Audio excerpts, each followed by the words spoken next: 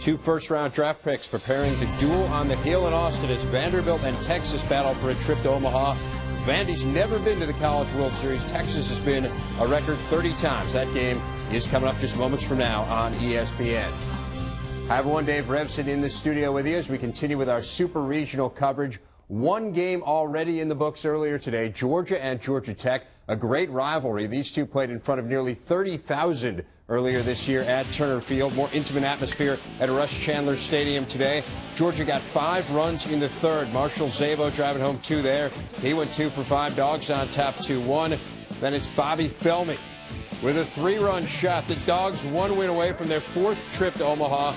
Just the Jackets' 3rd loss in their last 26 games. Georgia wins it 7-5. Florida State at Arkansas underway. They are playing over on ESPN2. Bottom of the 5th, Danny Hamblin into center field. Scott Odie coming around. He's trying to score. The throw in plenty of time, but Aaron Cheeseman cannot handle it. He gets called for the error. It's 5-4 in favor of the Noles, and then it's Scott Bridges bringing home Brady Toops. That puts the Razorbacks on top 6-5. That's where it stands right now as they play in the bottom of the 8th. Taking a look at the brackets. Remember, best of 3, all games on ESPN, ESPN2, and ESPN College Grand Slam on pay-per-view over the weekend. Austin, Texas native Aaron Garza returning home with his Commodores to face the Longhorns. First pitch just moments away in Austin.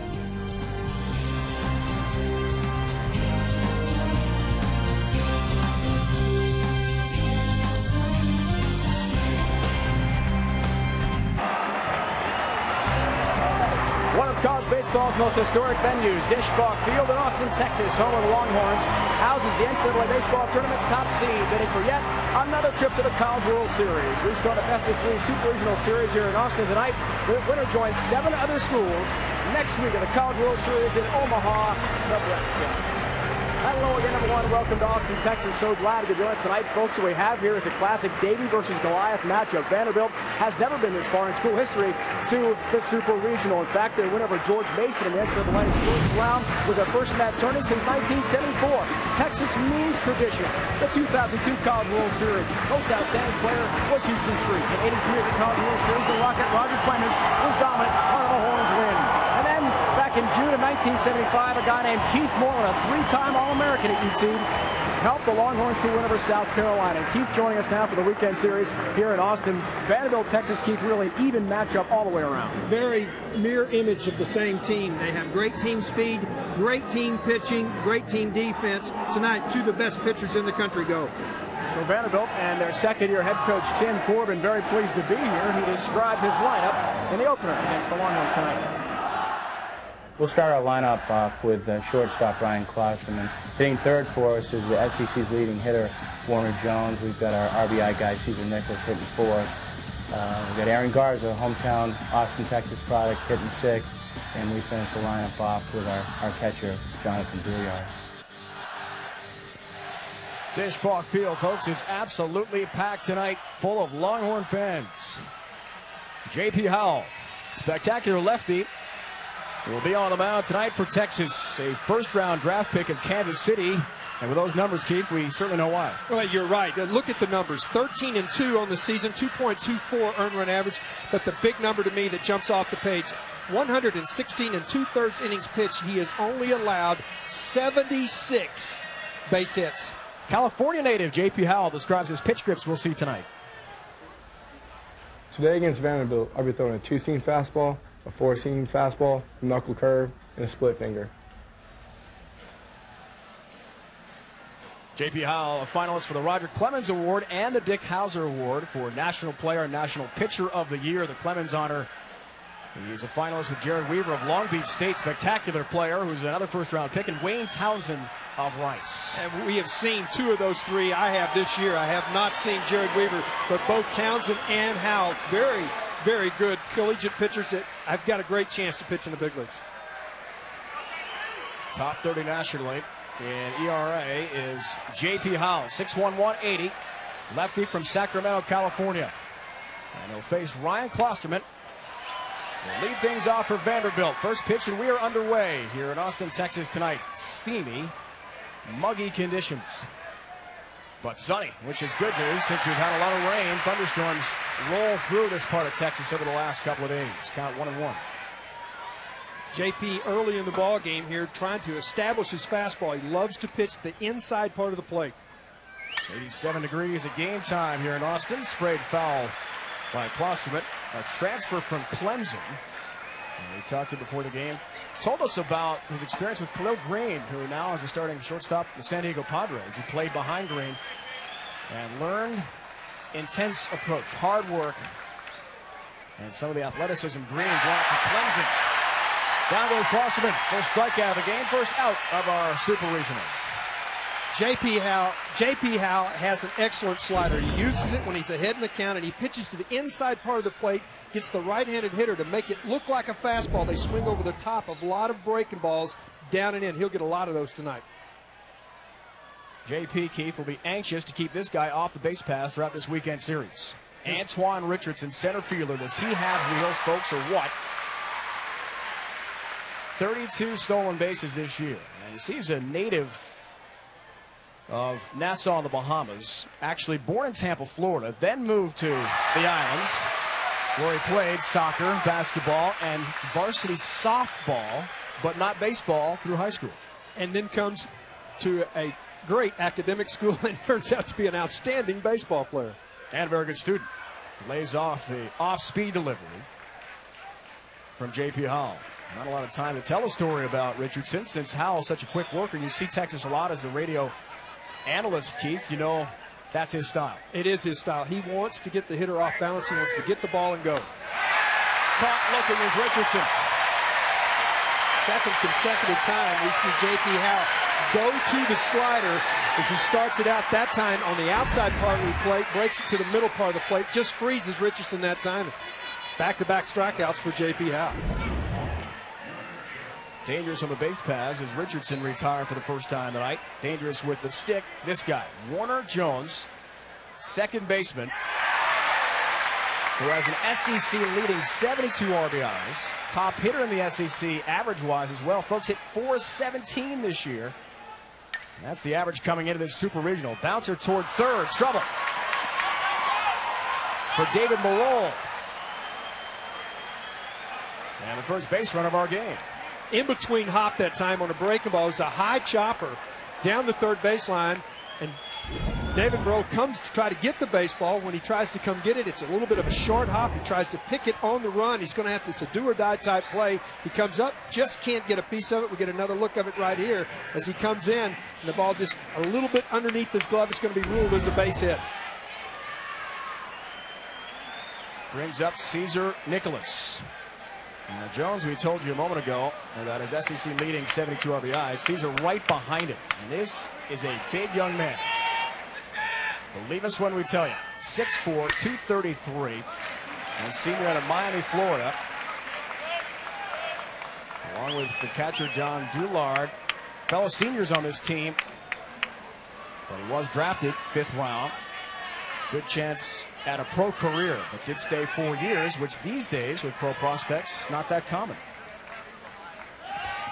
JP flips over to first base. I think that'll be an interesting part of tonight's ball game. Both of these teams who love to run. Texas, 112 of 154. Vanderbilt, 92 of 111. But two left-handed pitchers may slow down the running game for both of these clubs. 15 home runs. Team leading power for Caesar Jesus Nicholas. Chance to meet with him yesterday and a bit today before batting practice. Very well spoken, but like a lot of the players, Keith, you get a feeling from just chatting with these guys. They're a pretty quiet, focused group. Not boisterous, not really intense. They feel like they deserve to be here, too. Exactly. And in the media, certainly, those covering this series feel Texas with all their trips to the College World Series and the 5 national titles. Vandy's never been there. Well, they feel the Horns are the heavy favorite. And Vandy takes exception to that. They do, and they've come out. They've got great work ethic. I love being around Coach Corbin. He's really instilled in these young men the fact is, hey, we're going to play hard, go out and do the best job we can do, and if we do that, we can win. We have the talent to win. Not one of the players we spoke to felt they didn't have a chance in this series. With the pitching they've got, and we're going to see a good one, folks. The left-hander Jeremy Sowers, who's the 6th overall pick of the Cleveland Indians in last week's draft. That pitch right there, JP tried to go to the fastball to the inside corner, but these are a big young man. The ball just ruled downstairs. He got a bit of the plate, but it's ruled down.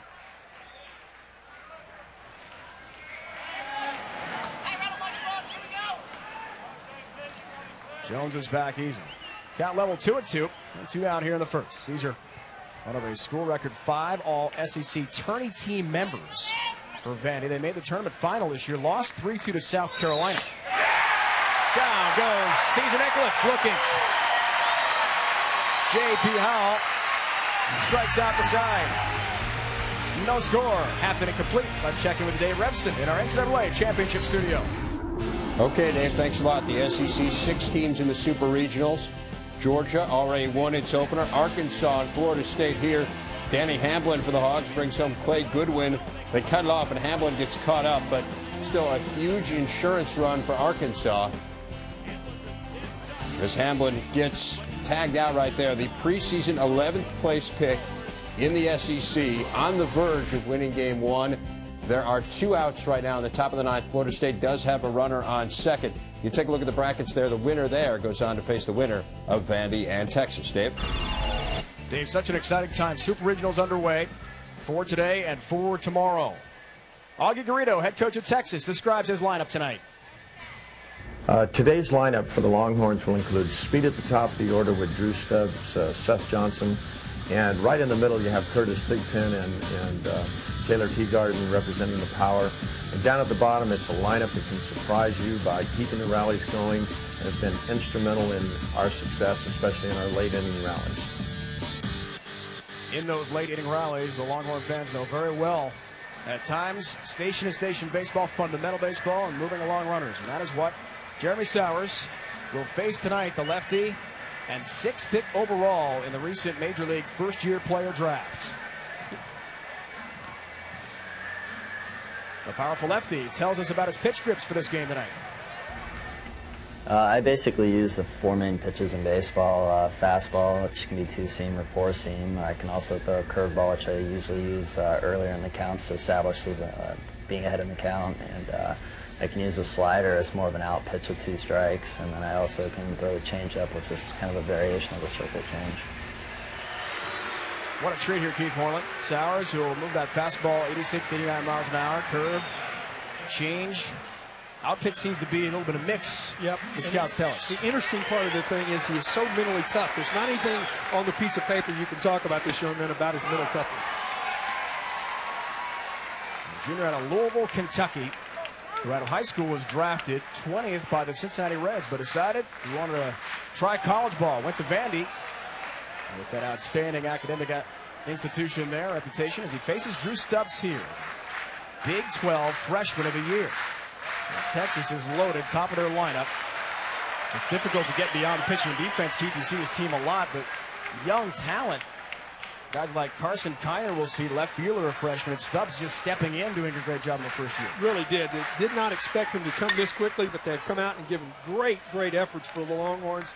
It is important to note that Stubbs is just getting comfortable into the leadoff spot in the order. He's hit down in the order the first 2/3 of the season. He just got moved into the leadoff spot really around the 1st of May. Hitting .418 this year, leading off an inning. As he is now, he'd like timeout.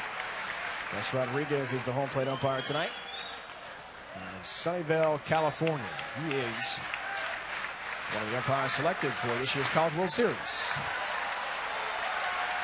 Good live fastball that time, tailing it away from Stubbs. Counts work full. This is a big pitch here early in the ball game for Sowers. We talked about the coach. That pitch outside for the ball. We talked about Coach Corbin. Talked about the fact that usually when Sowers struggles, he struggles early in the ball game. Field dimensions here at Dish Falk Field. 340 down the left field line, 325 right field. We're on a turf surface here. 400 to straightaway center. But you should note, top of your screen, little green monster action here at center field. It's about a 20-foot high wall, you tell us. And it's only been gone over about 25 times in the history of Dish Falk Field. And that is in play. And it is in play. The ball hits off of it. It comes back. It is in play. We have some wind blowing out of the south, blowing out the left field. Ball carried pretty well tonight. Seth Johnston squaring to bunt. taps it foul.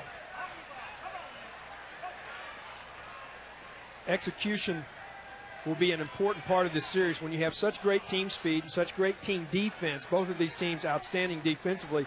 When you get a chance to execute the bunt, get a runner in the scoring position, you've got to get that done. That's something we'll note all weekend long, which team is able to get it done on a regular basis. Johnston, honorable mention, all Big 12. And the top second baseman in the Big 12 Conference. He leads Texas with 15 sack bunts this year, so he's in a familiar spot now.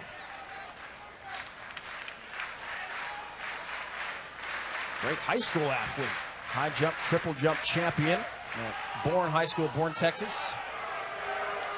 Well, your state, you're from the Metroplex Dallas area, right? Your state of Texas produces some unbelievable talent. I mean, not just football and baseball, all around. Well, there is some good talent in the state of Texas. It's a rather large place. There's a lot of folks that live here. Breaking ball off the outside corner. Johnston trying to square the bunt, but can't bid at that pitch. We'll go back to what Coach Corbin told us yesterday, Dave, when he talked about the fact that sometimes early in a ball game, Sowers just keeps getting better. If he can work through the first inning without getting hurt, usually he gets into the 6th, 7th, and 8th inning. Got to worry about Stubbs, too, Keith. Got some speed. 27 stolen bases to lead UT this year in that category. And Johnson fouls off the bunt attempt. Count moves to 1-2.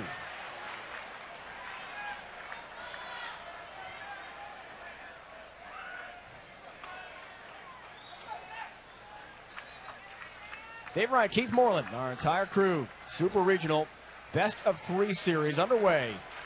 From here in Austin tonight. The winner is off to the College World Series. One of 8 teams to go to Omaha, and play starts a week from today. Carter, you've been there many times, part of the Texas crew, player and announcer. It experience like it is something special. Folks, if you have not had the opportunity to make your way to Omaha to see the College World Series, it's a must-see. 1-2 to Johnston. Not bunting now. Down he goes. Quick throw to first. Stubbs is back. Dave Revson in the studio. Arkansas now 1 win away from its first trip to Omaha since 1989. Danny Wardell representing the tying run there, but Jace Sawatsky gets him looking. The Hogs win it 7-5. The winner of that series will get the winner of Vanderbilt and Texas. And let's head back out to Austin right now and rejoin Dave Ryan. Well, Dave, last year Florida State lost to Texas at home. This series you saw, and I saw Jeff Brantley, the Cowboy, with us down in Tallahassee. Mike Martin's team trying to get back to the College World Series. Haven't been there since 2000. He's never won it. 18 times Florida State school history they've been there. New coaching regime in Arkansas doing an incredible job. They are doing a great job. Florida State losing the last 2 times at homes in the Super Regional. Now they get to go on the road and see if they can get it done. Junior star, first baseman in this game, although he does catch some as well. Curtis Thigpen skies to right. There's Scott. He'll take it. Second out of his first inning. Sowers has used an awful lot of fastballs. We saw one backdoor breaking ball. He came up with an excellent pitch on a 3-2 pitch, or 2-2 pitch, I'm sorry, to Seth Johnson, going backdoor with a slider on an excellent pitch to get his only strikeout. But he's really established the fastball here in the first inning. Happy to retire Thigpen, who leads Texas in 10 different offensive categories. Now it's the catcher, Taylor Teagarden, sophomore from Carrollton, Texas. He was the most outstanding player in their regional. 3 straight wins for UT. Freshman All-American, Big 12 Freshman of the Year last year.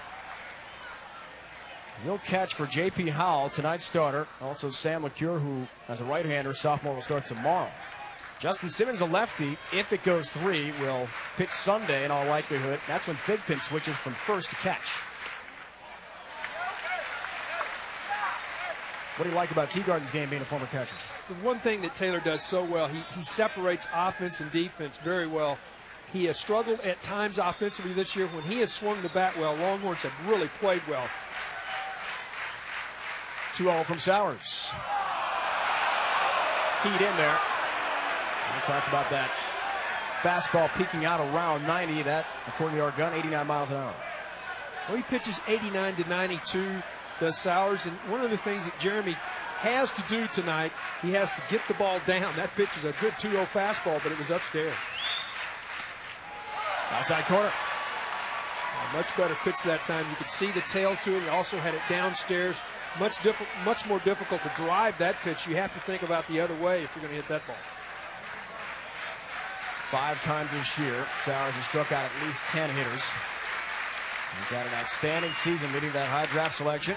And Teagarden has been solid himself. We talked about the most outstanding player honor for Taylor Teagarden.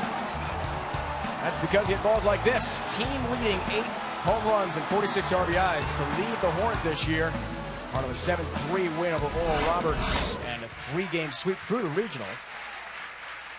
Bolting them here to the Super Regional. They're 2 wins shy of another trip to the College World Series. Again, Sowers has got an excellent fastball tonight. The ball's jumping out of his hand. The radar gun doesn't give all the dimensions to pitching. Sometimes you can be deceptive and the ball comes out of your hand quickly. Even though you're throwing 90 miles an hour, it just looks a little different. And you can tell the Longhorn hitters are tardy right now. 2-2 to Taylor Teagarden. Toward short.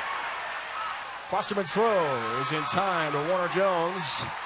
Score it 6-4. Nothing for Texas. In the first, no score, 1 complete from Austin.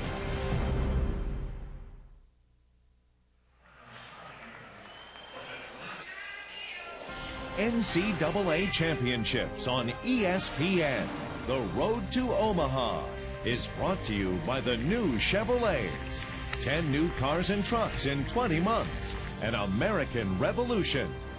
Coca-Cola. Let's make it real. And MasterCard. There are some things money can't buy. For everything else, there's MasterCard. Well, if you love your burnt orange, this is the place to be. Home of the UT Longhorns. Dish Falk Field, nice little souvenir shop right in the stadium we noticed. And a great crowd for college baseball. Opening up the Super Regional. Baxter, first baseman. Bouncer toward Thigpen. Howell covering, makes a nice play. Well, Thigpen, he led J.P. Howell just a little bit out in front. And J.P. went to stumble. And as he stumbled, he was able to catch the baseball. And as he was falling to the ground, just got a piece of the bag. Vanderbilt players coming out of the dugout felt like the J.P. did not get a piece of the bag. As he's falling, though, you can see his right knee just come down right on the bag just in time to get the big out.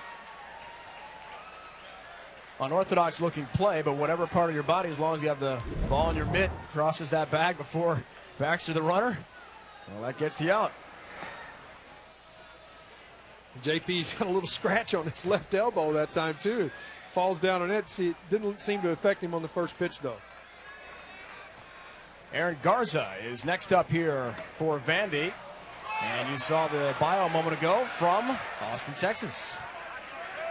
Played a couple of games, he told us, during batting practice tonight as a high school player here, various tournaments. And has hit a home run to left field.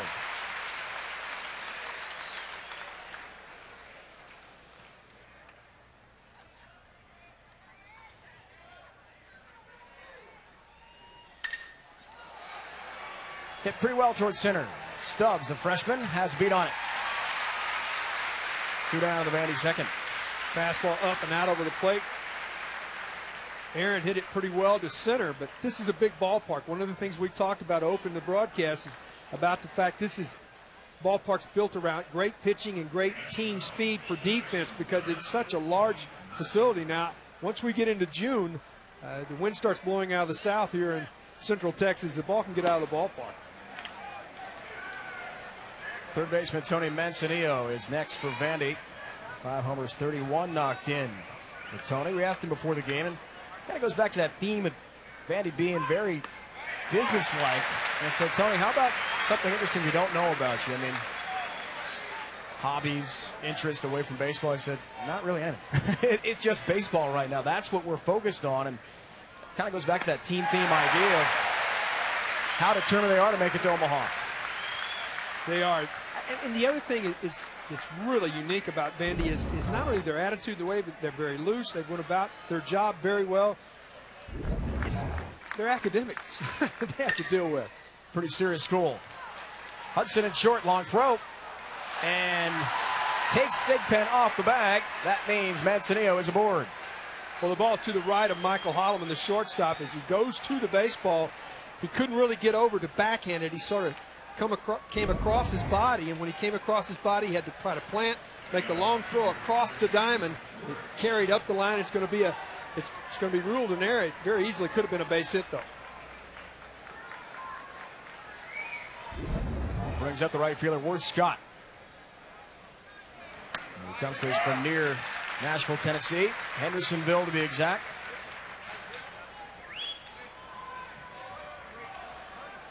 Has struggled at times with the bat in his career. And his coach, Tim Corbin, told us yesterday what an unbelievable moment last year as Howell tosses over keeping Manzanillo honest. SEC tournament qualifying game. Vandy had not been to the SEC tourney in 7 years prior to the moment Worth Scott in a walk-off home run against arch-rival Tennessee that gave Vandy a bid into the SEC. And really, according to the coach, that sort of was the springboard for the success this year. It showed the fans, the alums, and the players that success with the baseball program was possible. Oh, it helps everything. Recruiting, attitude of the players, work ethic in the off-season. And to do it at home against your arch-rival Tennessee. All of that bodes well to set your program up to have the kind of run that Vandy's had this year. Had a career best 4 RBIs against Princeton in the NCAA regional round. School record for hits and RBIs with a 4 knocks and 4 knocked in a tourney game. So this is really all new to Vanderbilt. Getting this far for the first time ever. Having NCAA tournament success. A win for the first time since '74. It's hard to believe. Scott goes down. Another great breaking ball from J.P. Howell. Give him 4 strikeouts. When we come back, we'll get some impressions from players about the College World Series, what it's like to make it to Omaha.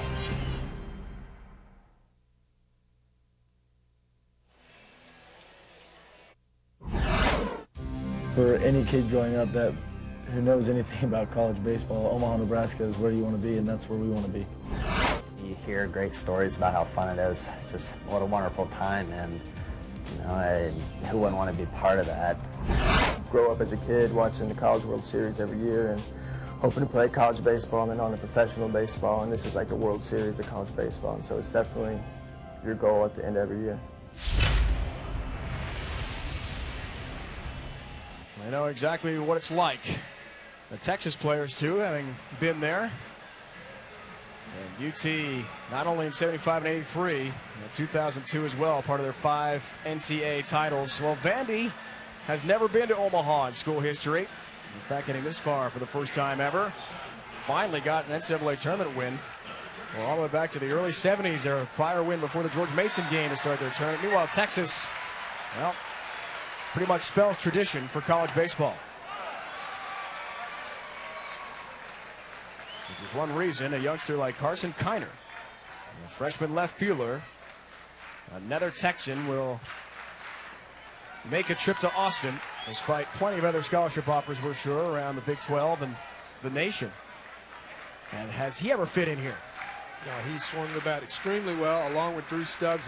Right now, you can see Sowers, though, has really got a great fastball. The one to open this inning against Kiner just exploded away from Carson to the outside corner. And Jeremy that time missed up and away with that fastball, but you can really see the ball jumping out of his hand. The Longhorns still haven't picked it up out of his hand so far. First team all Big 12 performer Carson Kiner, the freshman. He says that the role of the veterans when he first came to campus, something he'll never forget. Really taking him under their wing and trying to help him deal with the pressure of playing at Disch-Falk Field. And dealing with moments like this as he draws the walk from Sowers. Saturday. We'll tell you more about Saturday, the road to Omaha beginning on ESPN2. It's part of our coverage, ESPN and ESPN2.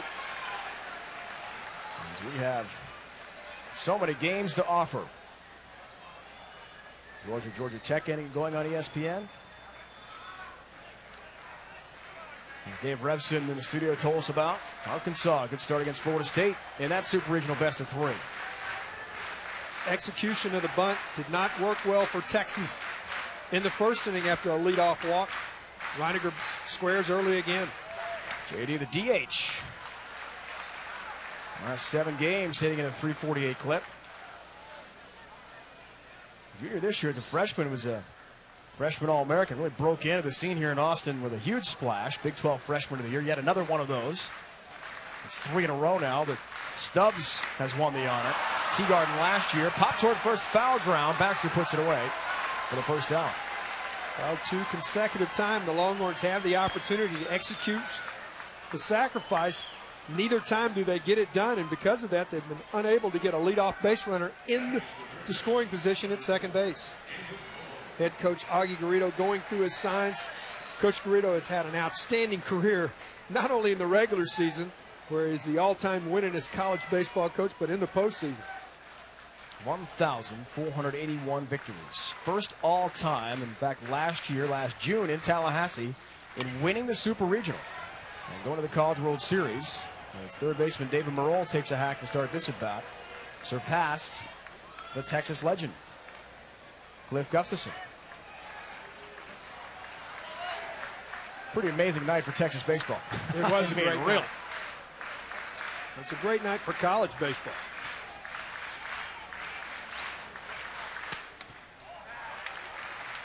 Off the outside corner. You still like what you see from Sowers? I do.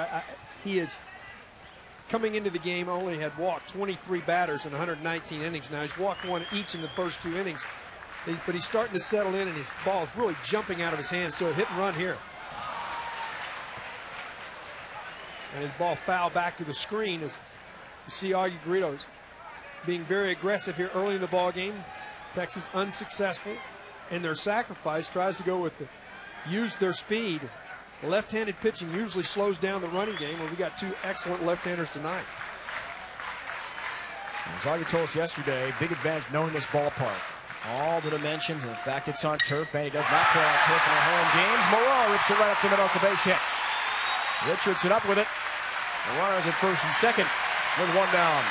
As we told you, Saturday the road to Omaha begins on ESPN2. First, you'll see either Florida take on Miami, or Georgia take on Georgia Tech. Excellent matchup in the Atlanta area. Texas A&M, LSU also in the mix. Arizona, Long Beach State with Jared Weaver.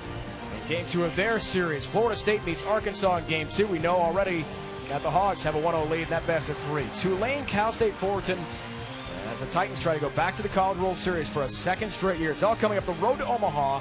NCAA Super Regionals. For more, log on to ESPN.com. Contact your cable or satellite provider to get all the games. Not too late. Great college baseball available.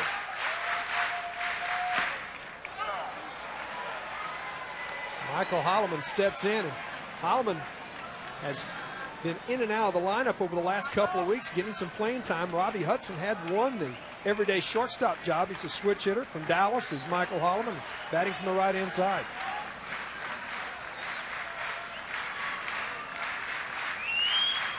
.227 hitter sprays this foul. And out of play. Baxter gives a look. Something fans over the weekend that are going to watch our broadcast here on ESPN will notice: any ball going down the right field line when the wind is blowing out of the south gets outside of the clamshell of what is called Dish Falk Field's called a clamshell. When it gets outside, the wind really picks it up, blows it back to the field of play. That ball was ticketed to go way out of the park, actually came down in the field of play, but in foul territory. So there's a lot of room. And again, it goes back to Vandy having to make some adjustments. And this play made by Dullard, the senior catcher. And Vandy to keep the ball in front of him.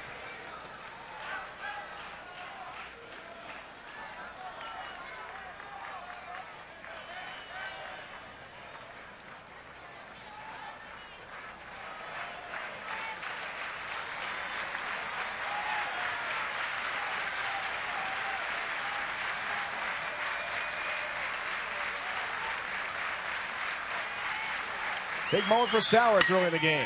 Toward first, Baxter can't handle it. Geyer's going to score. Moreau being waved in. Holloman in there with a triple. Throw got away, but backed up well by Vandy. 2-run score for Texas. And UT draws first blood at this Super Regional. Michael Holloman gets a fastball away from him that time with 2 strikes on him. He didn't try to overswing. He's just going to go with the baseball. Sowers gets a fastball out over the plate, and Holloman just drives it down the first baseline. No chance for Baxter to get to the baseball. It gets into the corner, and on this AstroTurf, usually balls are way down the lines, get into the corner very quickly, and it drives in 2-run, and Longhorns get on the board first. Second 3-bagger of the year for Holloman. Unsure, we talked with Augie Garrido who the shortstop would be.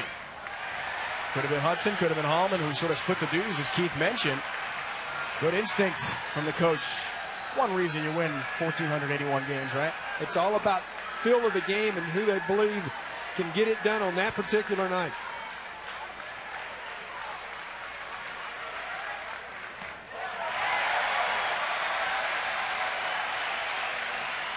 This pitcher is not used to struggling at all. And Ryan Russ steps up. Good hitter's pitch coming here with a 2-0 count.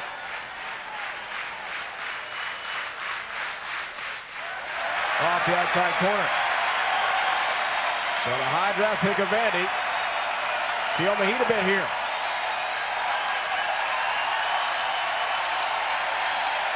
Close to 7,000 fans packing Dish Falk Field. Being heard loud and clear. 3-1. Well, if you're Texas, you want to take advantage of the fact that Vandy has their infield back in the middle part of the infield. A ground ball to second or short will make it 3-0 Texas. Vandy's looking for the strikeout. The corners are up. 3-1 pitch. Missed. And the hole gets a little bit deeper for Jeremy Sowers.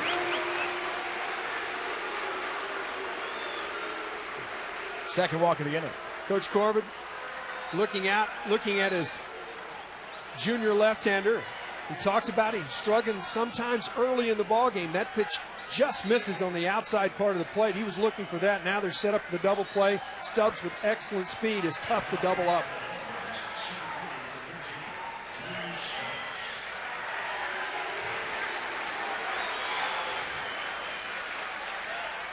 Runners at the corners. Law and Russ aboard as Texas goes to the top of the order in Stubbs.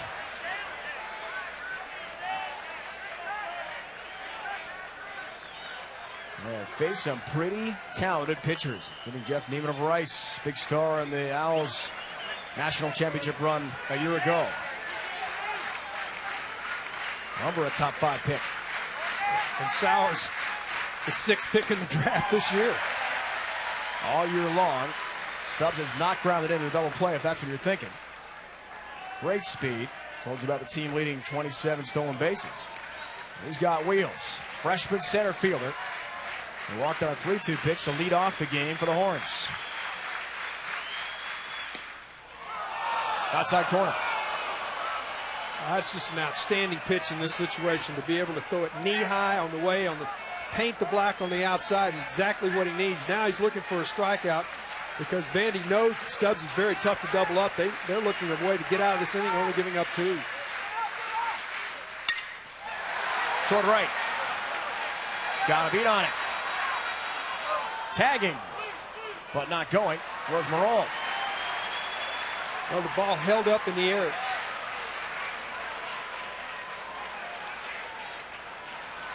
Worth Scott that time doing an outstanding job reading the ball off the bat, looking back into the sun here late in the evening. He comes in and he's behind the ball and he makes an excellent throw to the plate. It would have been very difficult for Holloman to score. The throw was a little bit of a short hop. That might have helped, but no chance to go on that because of the mechanics and the fundamentals done very well by Worth Scott in right field.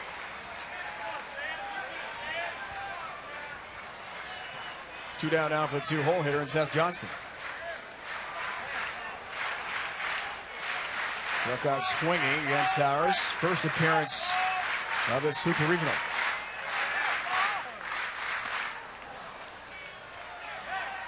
Well, Sowers has got to bear down right here. This is a big part of the ball game. Yes, he's given up 2, but can he get through it right here?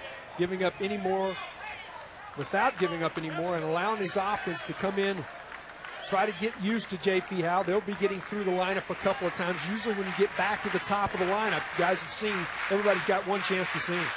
26th pitch of the inning. Runner going towards second.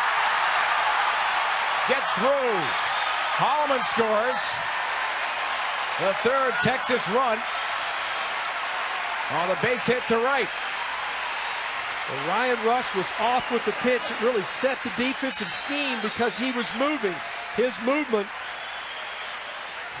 from first base allowed the situation to happen as Jones made a semi-move. He made a semi-move towards second base. It was a jam shot. Then the first baseman Baxter tried to get to it, and then Jones just couldn't get to the baseball on the AstroTurf. It gets into right field. Longhorns have got their third run across and still threatening for more. It's largely in part to Michael Holloman's triple to right field. 2 knocked in on that at bat. And he subsequently scores on the Johnston hit. Big pin. First ball swinging, drives it into left field corner. Russ is in. Johnston scores. 5-0 Texas. 2-out, 2-run double from Curtis Thigpen. Well, Curtis Thigpen's been the offensive catalyst most of the year for the Longhorns, hitting .363 coming in. He got a breaking ball that time upstairs and just hammered it down the left field line as that ball stayed up in the middle of the plate from Sowers, and that's going to bring a visit out to the mound as this ball just stayed upstairs right in the middle of the plate. Curtis Thigpen, anticipating that pitch to be upstairs, turns on it and drives it by a diving third baseman into left field. That drives in 2-run, and Longhorns put a 5 spot up here in the second.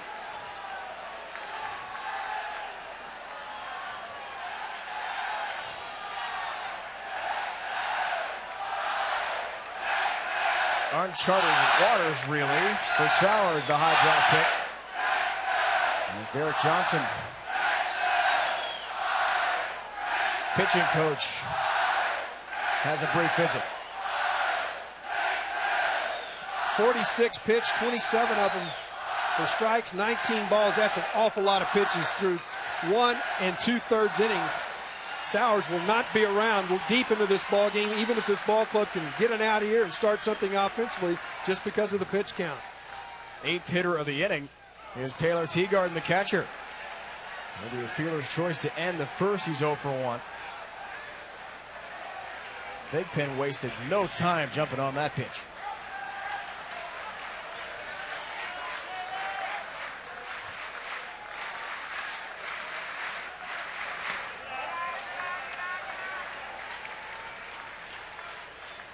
Anytime you see a young man who's starting to force the ball a little bit, early in the ball game, it looked like he didn't have the command of the strike zone that he normally has when he goes out there. Now he's trying to force balls into certain sides of the plate. Toward short. Klosterman's throw is in time. Got nicely by Mike Baxter at first. What an inning for Texas. Thanks largely in part to Curtis Thigpen of the double. We'll hear from Texas coach Augie Thigpen. Live interview next.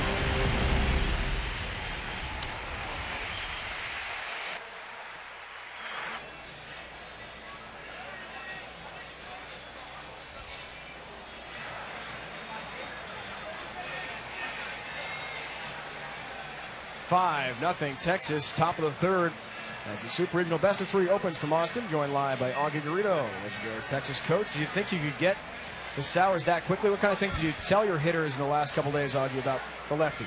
Well, he's an outstanding pitcher, and we were very fortunate. We just had some good battles at the plate where the players were trying to put the bat on the ball, and they ran into him. They went to good places. So I think that it was just a highly competitive inning in which things went our way. Coach, you talk about it all the time, about the fact that taking advantage of the moment, and Michael Holloman getting that done there with an excellent 2-strike piece of hitting.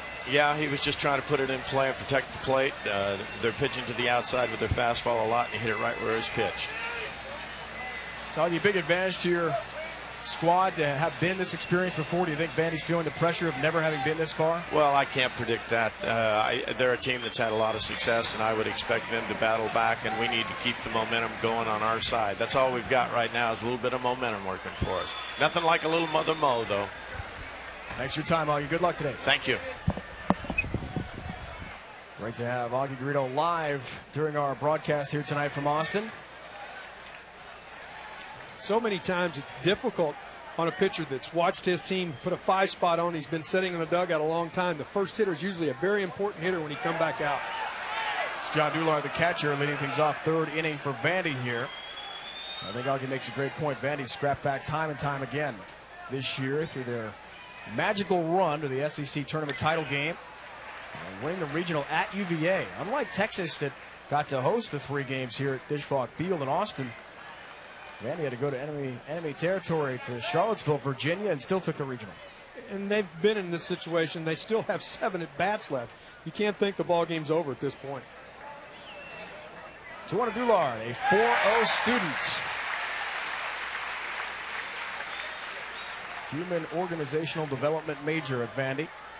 Great story he was telling us before the game, Dave. His mom challenged him. Said, John, I don't think you can get a 4-0. I'm not sure you could get straight A's. She knew how to punch the right buttons, didn't she? Did she ever? 4.0, outstanding. Maybe even more so. And you know, as a former catcher, Doolard draws the leadoff walk here in the 3rd. No errors for Doolard through an entire season. That's not good, folks. That's phenomenal. I've never seen that. I thought it was a misprint when I first looked at it early in the week, looking at the statistics for Vanderbilt. I said, this can't be right, and it is. It is right. He has made no errors, and it also shows up right there, Dave. JP in the dugout for a long time. JP Howell comes back out, cannot throw strikes, walks the first batter he faces. Capacity listed here at Disch-Falk, 6,649. As you saw, bird's eye view, standing room only tonight. Opening up this best of 3 Super Regional Series. Top of the order for Klosterman, who struck out swinging. His first appearance against Howell. A lot of these players, including Warner Jones, second baseman for Vandy, know Howell pretty well. Played in the same Cape Cod League team with him out of Massachusetts last summer. So they've been able to give one another some scouting reports. Maybe after an at-bat or 2, will that sink in? It will sink in a little bit. Howell has not changed his MO, though, here in the ballgame. He has still pitched to the inside corner with that hard slider. It's been his best pitch, and he's got a lot of right-handers swinging over the top of it. Down he goes for a second time of the game. Identically the same pitch. It's the hard slider. He starts it out in the middle of the plate. And as he delivers the ball, it starts out looking like a fastball halfway there, and then a hard break down and in, and the hitter swings right over the top of it because they can't hold their swing up. 5 strikeout victims now, including Antoine Richardson, who was caught looking in the first. 5 of the first 10 hitters Howell has faced. Mixes his pitches a lot. Teagarden will call the pitches. They usually come from the dugout here in Texas, whereas at Vandy, most pitches are called by the coaching staff. Well, Coach Holliday, the pitching coach, Tom Holliday for Texas, believes early in the year he called a lot of pitches. He has allowed both the pitcher and catcher. That's an excellent slider. Drops in for a strike there from JP. He has allowed Taylor and Curtis Thigpen to get with his pitchers and go over a game plan, and then you handle the game. Tom Holliday's done a great job of understanding that these young men can get that done.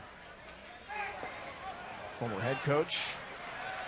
College ranks in this conference in Oklahoma State, so knows the league certainly very well. Told us last night really likes the position given to him by Augie Garrido, the head coach of Texas. More a defensive coordinator, whereas before as a head coach you're worried about administrative duties with the entire program. Now you're thinking only defensive pitching. That's worked out well for him. An appeal to Mike Conlin, the first base umpire from Lansing, Michigan, says Richardson did not bid. Well, it's very difficult to see that if the barrel crosses the plate, and I don't believe that one crossed the plate. That was a good call that time. 3-1 Antoine. Hit him. So the most dangerous base stealing threat in this series is on for Vandy. This ball just came inside. Listen to see if we can hear it hit the bat. Oh, that didn't feel good.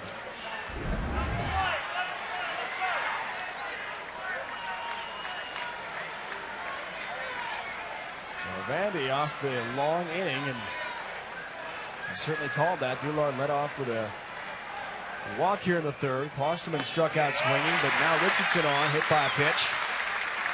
And it can take some momentum away from a starting pitcher, even one as experienced as Howell. Just sitting in the dugout, it makes you feel like you want to get things going and you force things. Dangerous hitter at the plate. That's a big time for Vandy to try to get back in the game. Leading hitter in the SEC, Warner Jones. Infield hit his first time towards short right field. Trouble for Johnston, can't make the play.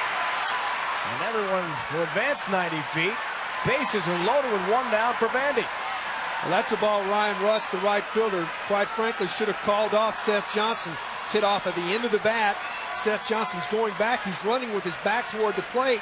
But Ryan Russ that time, who's been a good outfielder for Texas, he should have called him off right here. He's held up. You can see he could have ran through the baseball and made that play. But Seth, and then he's behind, out of the way, and ends up with the bases loaded. And Vandy with a great opportunity to jump right back in this game. That's what we talked about, Dave. This club feels like no matter what happens here early in the ballgame, we can play, we can be successful here. And even though they're down 5-0, they've got a chance to get right back in the ballgame. And what did Augie Guerrero just tell us in a live interview from the Texas dugout? And he's not going to just roll over and quit here, especially with Caesar Nicholas, their power hitter, coming up. J.P. Howell talks about this lineup. 1 through 9, they're a lot different. Every hitter has a little something to them. And the main thing is memorizing the hitters and getting down what they can do and what they can do. 1 through 9 they are, tough JP. Now the cleanup hitter in Nicholas. Bases loaded for Vandy without the benefit of base hit. This guy's got 15 big flies. He can get a lot back with one swing of the bat. Big hack from Caesar Nicholas. 15 home runs, 70 RBIs this year. Struck out looking, first appearance of the game. Doulard, a walk to lead off the inning. Klosterman struck out swinging. Richardson hit by a pitch. Then Jones reaching on the air in short right field by Johnston. Looming large over that plate. Big hack. Excellent high fastball. After throwing the first pitch slider that he had Cesar swinging over the top of, he comes back, changes to the fastball and throws it by him. Big moment for Howell. Down goes Caesar Nicholas. A 5th round draft pick of the Diamondbacks, and the fans in Austin love it. Slider down and in, fastball up and away, and then back with the excellent hard slider downstairs, comes up with a strikeout, and that's a huge pitch. Now got a chance to get out of the inning. Lefty-lefty matchup, advantage J.P. Howell.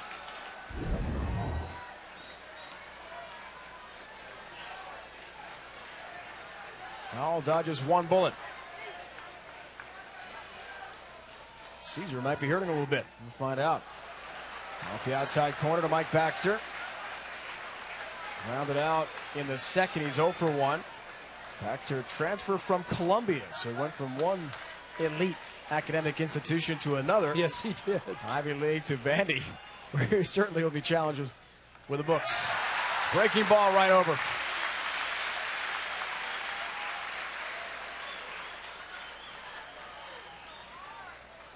This is loaded full of Commodores now. Doulard, Richardson, Jones aboard. Mixing it up as Howell beautifully. Those are two excellent pitches. Now, Baxter, a lefty-lefty matchup's got to be anticipating slider here. Down the line, bases loaded. Nice play made by Teagarden, keeping the ball in front of him. Taylor wears that hockey goalie-style mask told us about last night. You can see there, and you know, as a catcher, a lot more vision. There is more vision in that mask, and I think it's very interesting to see that change. A lot of young men doing that. Inside corner. Strikes out the side for a second time in this game. Down goes Baxter. Backdoor slider. What I mean by that, he started it out at Baxter, brought it back to the inside corner. Vandy leaves the bases loaded. J.P. Howell gets out of a huge jam. When we return, we'll hear from Vandy head coach Tim Corbin.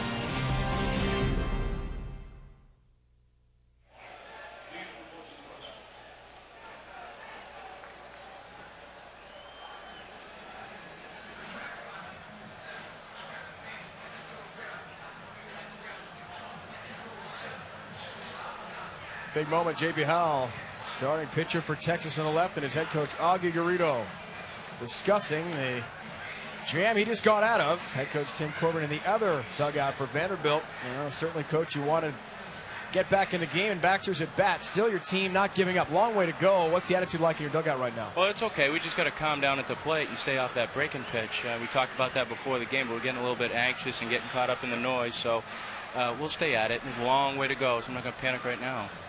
Coach, one of the things you talked about is when Jeremy has struggled in ball games, it has been early. If he can work his way out, stay in the game, it will help your pitching staff throughout the weekend. Yeah, that's true, but he can't walk hitters, and that's kind of uncommon of him, so he's just got to throw more strikes and let him put it in play. We'll play defense. What kind of things do you tell him or your pitching coach at this point, Tim, in terms of keeping his head in the game? I think Derek just talks to him about being aggressive in the strike zone, not staying away from it. He's just got to be more aggressive, throwing strikes and let them put it in play. I mean, they did a good job with 2 strikes one time, but you know, leadoff hitter each inning with walks, you know, you just can't do that. Thanks for your time, Tim. And as the coach mentioned, Carson Kiner, one of those who led off with a walk. That was in the second inning, part of that 5-run Longhorn explosion. Towards second. Jones to Baxter, 1 down. Well, head in the count. A real good slider that got in on the hands of Kiner. So through 1 at bat anyway here in the third. Looks like he is relaxing. We're coming to you from Dish Falk Field, Austin, Texas, home of the Longhorns. Super Regional Best of 3. The winner to the 58th College World Series next week in Omaha, Nebraska. There's Ryan Keith Moreland, our entire crew, with you for the entire weekend series, which right now definitively in the favor of the hometown Horns. After a 5-run second, Curtis Thigpen had a big 2-run double. Holland knocked in 2 with a triple to right. Everyone got in the act as they batted around in the second inning. Most runs the Horns have scored all year in the second inning. 5. Good time for it. Leadoff walks will kill you, as Coach Corbin talked about right there. Sowers pitching for behind in the count, something he just doesn't do looking at his numbers. Only 23 walks. I know I've said that twice. 23 walks in 120 innings. Reiger popped out a foul ground to Baxter in his first appearance in that second inning. Trying to bunt, as it turns out. Horns did need a lot of bunting. Small ball was not the factor in that second. Sowers trying to go to the hard slider to try to match what his counterpart J.P. Howell's been able to do with his breaking ball. And the Longhorns have not offered at that breaking ball downstairs because it's inconsistency within the strike zone. Towards short, Klosterman backing up off the turf, bouncing throw to Baxter in time. Nicely done by Ryan Klosterman. Tonight, the road to Omaha continues on ESPN2. Arizona meets Long Beach State. Yeah, it's the Dirtbags. NCAA Super Regional game at 10 o'clock Eastern. Catch additional Super Regional coverage with ESPN College Grand Slam this weekend. To order, call your local cable company or satellite provider. Road to Omaha on ESPN2. For more, log on to ESPN.com. Jared Weaver is in finals for the Clemens Award, 1 of 3. He could potentially win the top pitcher of the year honor, and he is on the mound for Long Beach tonight. That's a must-see. Got to see that young man throw. 6'5", lanky delivery, but the scouts love him. A high draft pick. Long Beach swept Arizona 3-game series earlier this season, so the two know each other out west. Different conferences. Both of them come out of regionals where they really were upset winners. Arizona coming out of the Notre Dame region. Long Beach State going to the Sunken Diamond. Palo Alto beating Stanford, winning that region. Getting that long run for the Cardinal in the College World Series. It's going to be strange not seeing Mark Marcus there next week. Marole toward left. Line drive taken in by the local product, Austin's Aaron Garza out there in left field. 3 complete. Disch-Falk Field in Austin. It's all Horns so far, 5-0.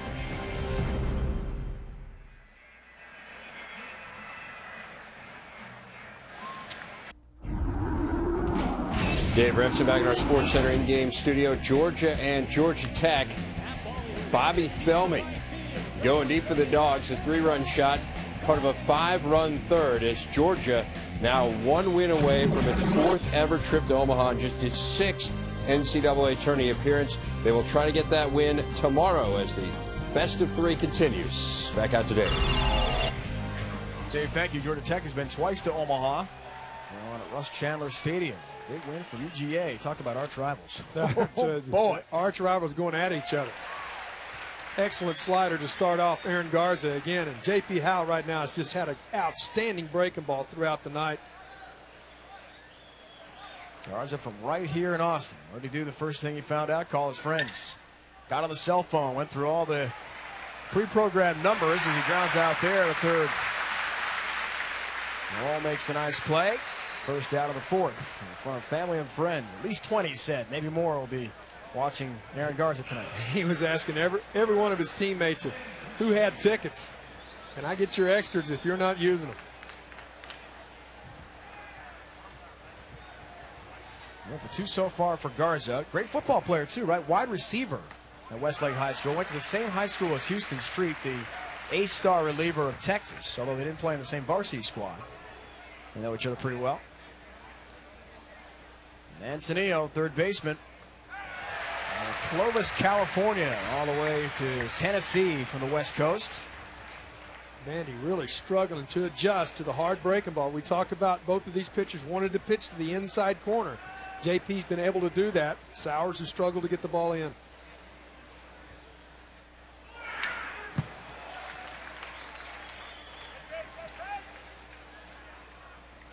Tony's dad, Doug, a roving infield instructor for the Pirates.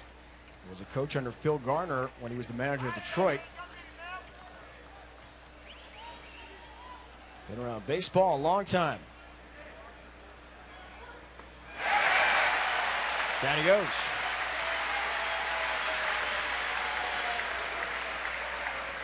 Eighth strikeout of the ball game for J.P. Howe. You'll see this pitch just dive down.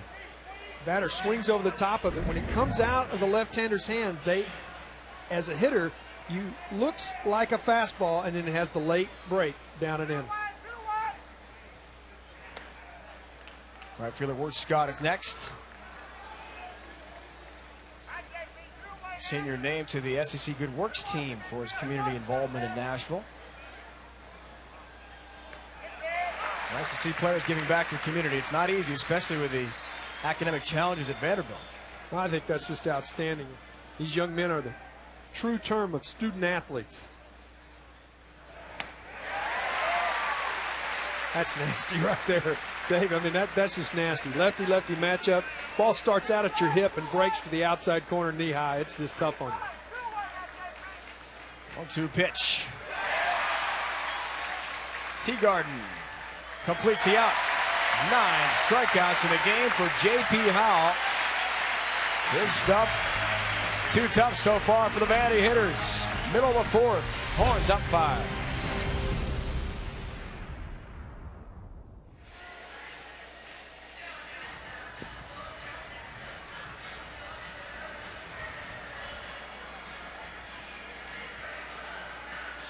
We are in Austin, Texas, the capital of the state of Texas, where today state and federal buildings and even the University of Texas closed on this National Day to commemorate and honor Ronald Reagan, the president who touched the life of Augie Garrido, the Texas head coach.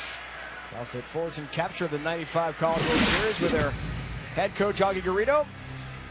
Had an Achilles tendon injury. That's why he was in that little wheelchair there and got to meet the former president in California. He really wasn't interested in talking about anything except the players, the College World Series, baseball as an industry, had a lot of fun remembering his days as a baseball announcer, and that's the way the day went, and I think he enriched all of our lives with that moment. Former President Reagan's office, Century City, California. Something Augie Garrido will never forget. And the nation certainly will never forget our 40th president. Got to throw zeros up now if you're Vandy right here. You can't allow the Longhorns to get more separation. 5-0 at this point. Got to throw a 0 up here. Shortstop Holloman will lead things off. In the Texas fourth, tripled into in the right field corner. For that 5-run second inning. High and deep left field. Say goodbye. Long home run hit by Michael Holloman. He's 2 for 2. Certainly has Sauer's number tonight. 6-0 Texas. Fell behind with a breaking ball, then came back with a fastball, and Holloman was dead setting all over it, folks. He was looking inside. Switch hitters got good power from both sides of the plate. He gets a fastball middle in, and he just crushes this ball. He's setting on it, and there's a back leg. There's an old term in baseball terms. He's looking back leg, and he got all of it.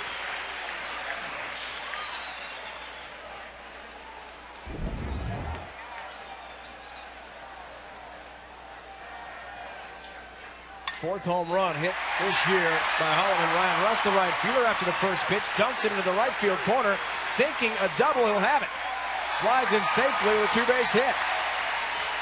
Second time he's reached tonight. He walked and scored back in the second.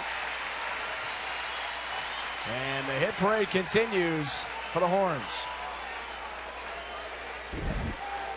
Again, Holloman gets a ball down and in, and he just backlegs. He turns on it, spins off his back leg, throws the head of the bat to the outside, and there is no doubt about it. And then Ryan Russ comes up right behind him, gets a fastball away, and you see the team speed. And here on AstroTurf, Ryan Russ just rounds first, heads for second on a ball that looked like a routine single.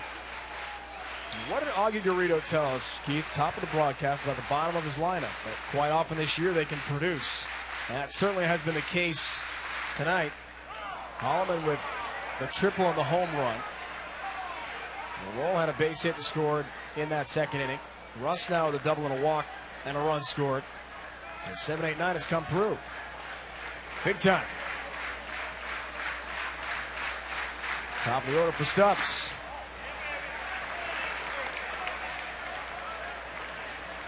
The really spectacular freshman is 0 for 1 with a walk.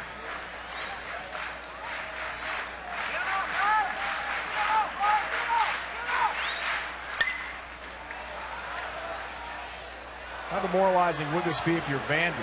Your top pitcher, 6th overall pick in the Major League Baseball first-year draft, gets rung up in the opener.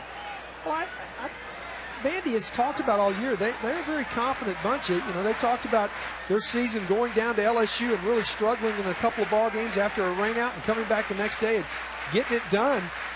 They're going to have to lose at this point. Runner going. Ground ball chopped over there to Jones. It's the easy play, but Russ gets himself to third base without any trouble.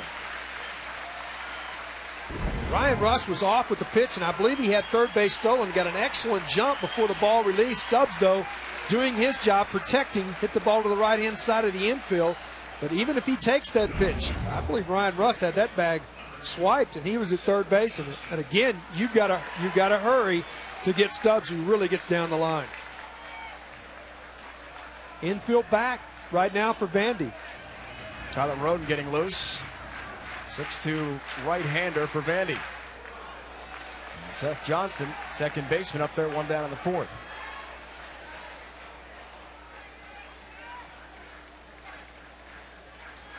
RBI single, scored a run. 1 for 2 so far. Struck out swinging in the first against Sauers when things were much different for Vandy.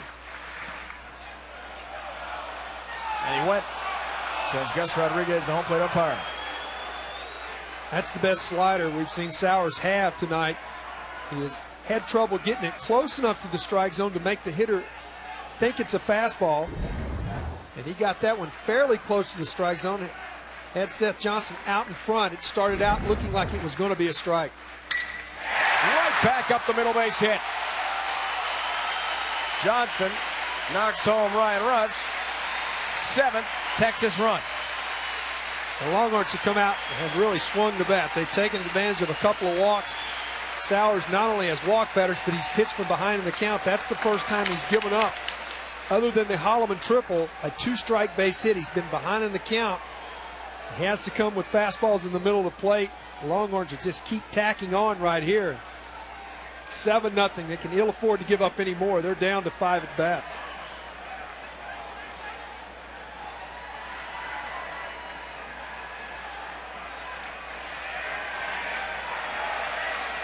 Been a long night for Tim Corbin so far.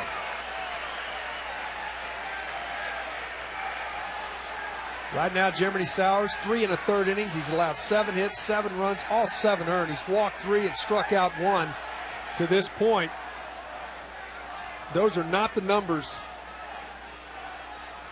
from a guy that was drafted 6th in the draft overall and has had an outstanding year this year.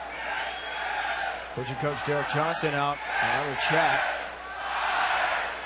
And 7 runs given up by Sowers, second most allowed in a game this year. He gave up 8 against Baylor. That was his high. Or low, depending how you look at it. Well, you can see Coach Corbin at this point, he really wants to try to get Sowers through this and give his chance for his bullpen to not have to go 5 or 6 innings in this ball game and then turn around knowing that he may have to come back and win 2 ball games Saturday and Sunday to get to Omaha. So he's trying to keep his junior left-hand there as long as possible just to rest his bullpen, give his team some innings. Star first baseman Curtis Thigpen is next. First pitch double on the left field line, his last appearance. It's a strike. First delivery from Sowers here. First team all Big 12. Big 12 tournament all tourney team member. Regional all tourney team member. He has just lit up opposing pitchers all year long. In the hole, base hit. Johnston will stop at second. We talked about Sowers early in the ball game, much like J.P. Howe had to control the inner half of the plate. He's been unable to do that. He came with a good breaking ball for a strike. He came back with a fastball, tried to get it in. He left it up in the middle of the plate. It's a base hit to left. And Jeremy Sowers is going to hit the showers.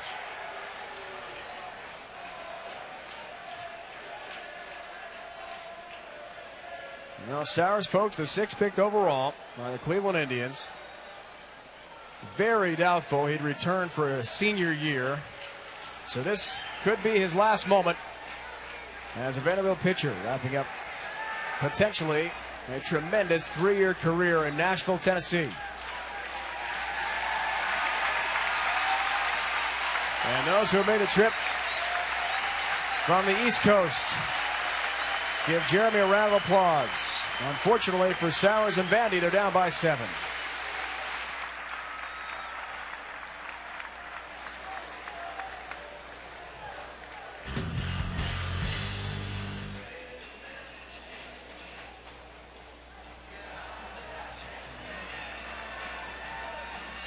Nothing Texas, bottom of the 4th in this opener of the best of 3 Super Regional Series from Austin. Offensively, Keith, it has been all Horns tonight.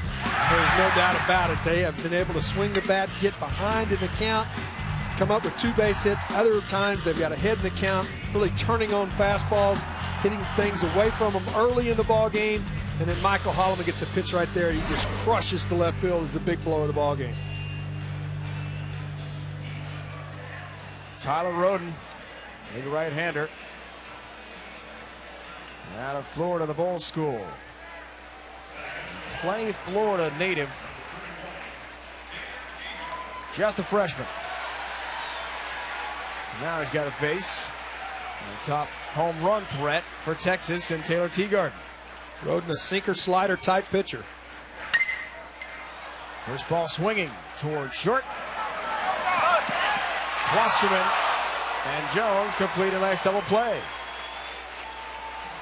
Score 6-4-3, one of the few bright spots in his Super Regional opener for Vanderbilt. Down by 7. All horns so far in the opener tonight.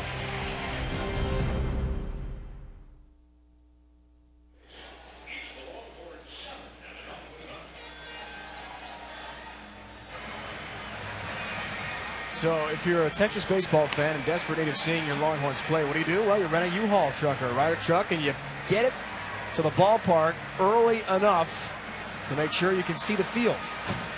And you have a party. Why not? Folks, for live stats, game recaps on all 8 Super Regional sites, go to NCAAsports.com. NCAAsports.com, the official online home for all 88 NCAA championships. And close the book, Dave, on Jeremy Sowers officially now. He went 3 1/3 innings, allowed 8 base hits, 7 runs, all 7 earned. He walked 3, struck out 1. I think the 2 big numbers. Never allows 8 runs and only 3 innings of work, and the 3 walks. He only walked 23 in 120 innings coming into the ballgame. Command of the strike zone. He struggled tonight, and the Longhorns have a 7-0 lead. Jonathan Doulard lead things off. Vandy catcher walked on a 3-2 pitch in the 3rd inning. No mistakes made this game at all by J.P. Howell. There's 1 base hit so far. Infield variety. Off the bat of Warner Jones. Way back in the 1st inning. So Doulard, the perfect student at Vandy. Mom Gale challenged him. And John told us before the game during Vandy's BP, well, I'm an athlete, I'm a ball player, I like challenges, so had to respond to that one.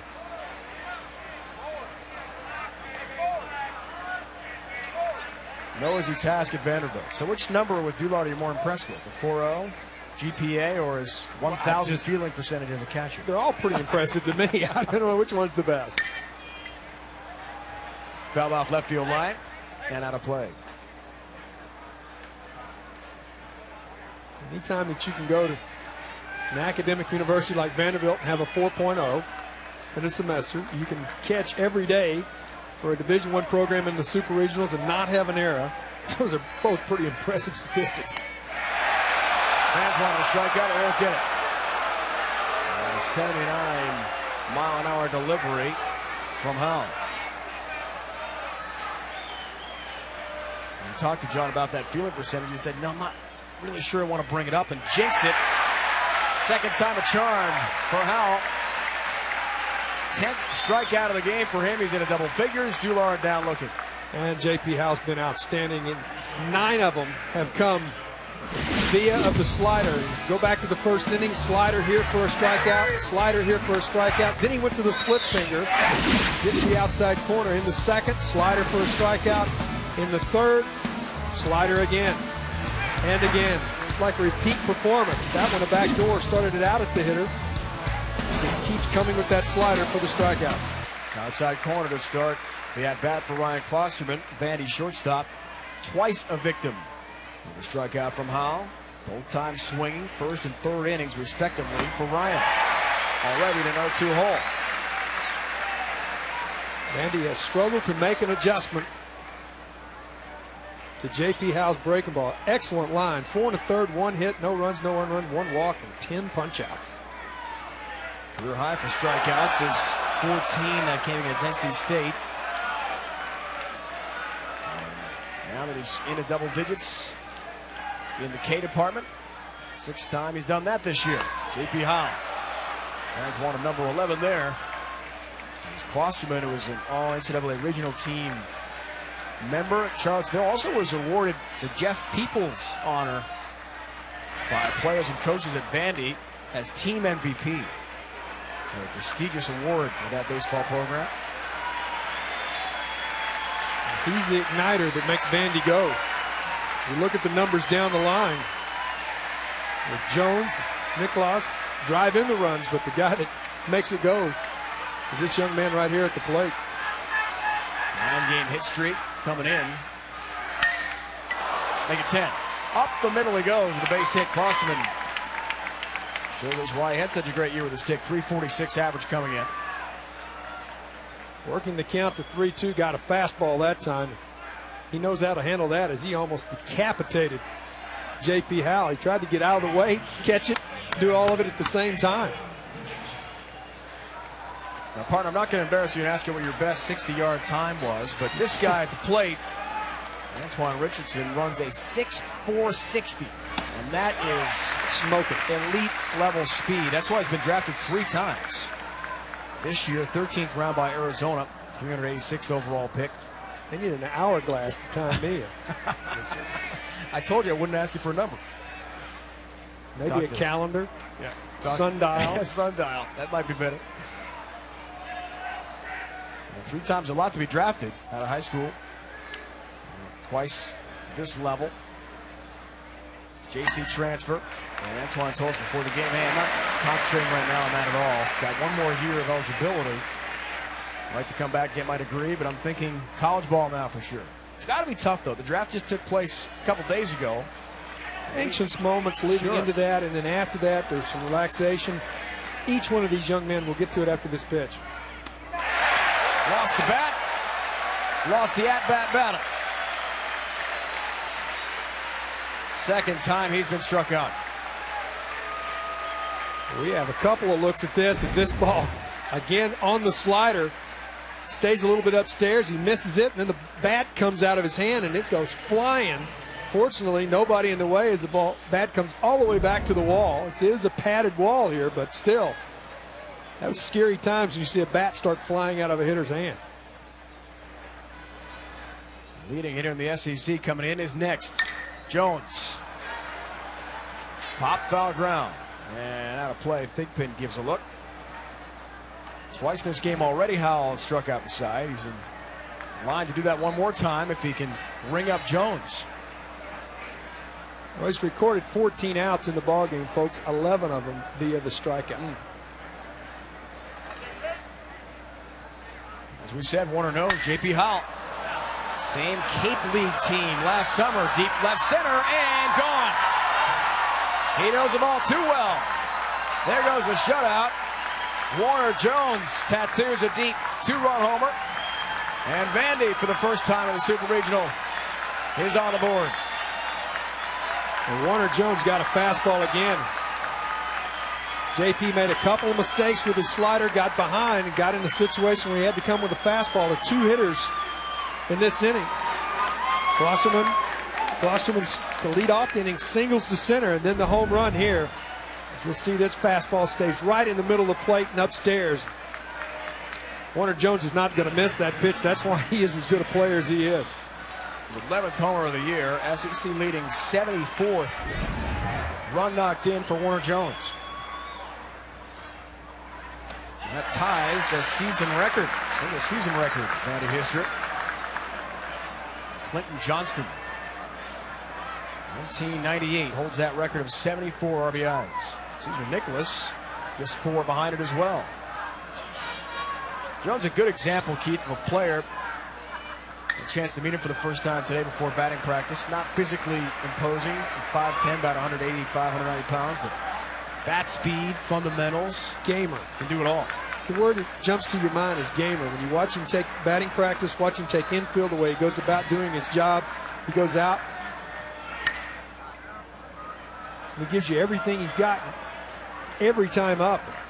A good adjustment there from Nicholas is he adjusted that slider. It's the first time in his 3 at-bats you could see him really try to drop the head down to get on that breaking ball. Big Caesar's been struck out twice already. Make it 3 times, and for the 3rd time in the game, Howell struck out the side.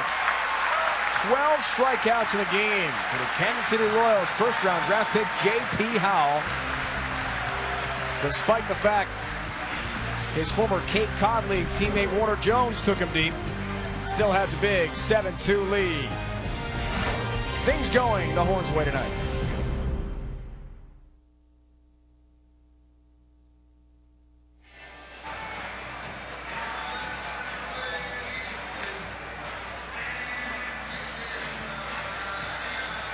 J.P. Howell cruising, hoping Texas, one of 5 teams of the 8 last year, to make it back to the College World Series.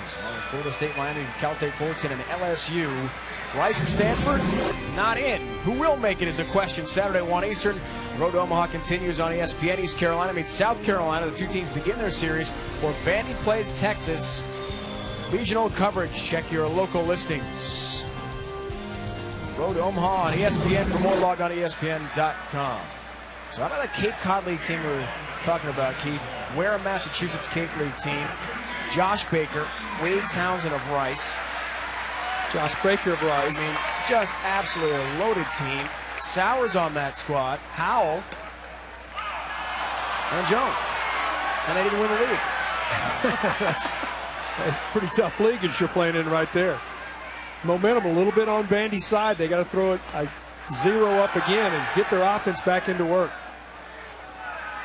Carson Kiner, freshman left fielder of Texas, walked, scored in the second, grounded out 2-2 in the third. Grounded foul. Tyler Roden, again, is a sinker slider type pitcher. 84, 85 miles an hour tops. He's got pretty good command. He mixes his pitchers pretty well. When he gets in trouble, he has a tendency to flatten out on his slider, and the ball stays in the zone a little bit long away from the barrel.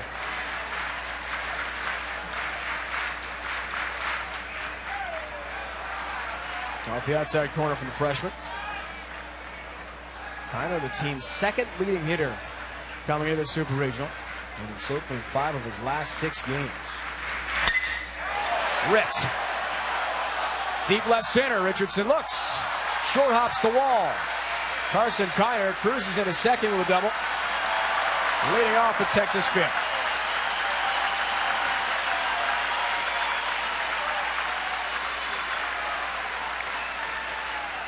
Tyler Roden got ahead in the count, and he came back with a slider, and you can see that ball upstairs, and Kiner staying inside out. What that means as an offensive hitter is you want to keep your body inside the ball. You don't want to be pulling your front shoulder when you're thinking breaking ball. You could tell he was anticipating getting a slider that time, stayed inside it, stayed behind the ball, and drove that ball. Hit like a rocket. If that gets any altitude with the wind that's blowing out, that would have got out of the ballpark. Pinch hitter now for Texas is Dooley Prince, junior transfer from McNeese State. We've seen a lot of action this year. Got the good outings in the regional. First ball hitting up the middle he goes. Kiner being waved home. He'll score without a throw. The 8th Texas run of this Super Regional opener. And the fans aren't booing. They're dueling. They are dueling right there. Dooley Prince has really been fantastic for the Longhorns throughout the postseason. Coming off the bench, he hasn't started many ball games, but he's had the opportunity to come up with some huge pinch hits. His pinch hit tied the game against ORU last Saturday afternoon. ORU leading Texas in the 8th inning, 5-3, and he drives in 2 at that one, and he comes up, pinch hits, drives in 1 in his first at bat here. On the first pitch, check swing, David Marol.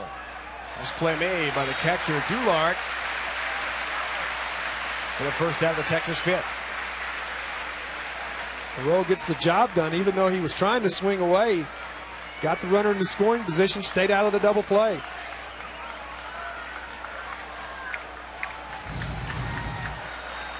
Fourth inning, big shot from Michael Hallman, who already had tripled. This pretty much was the end of Sowers' night.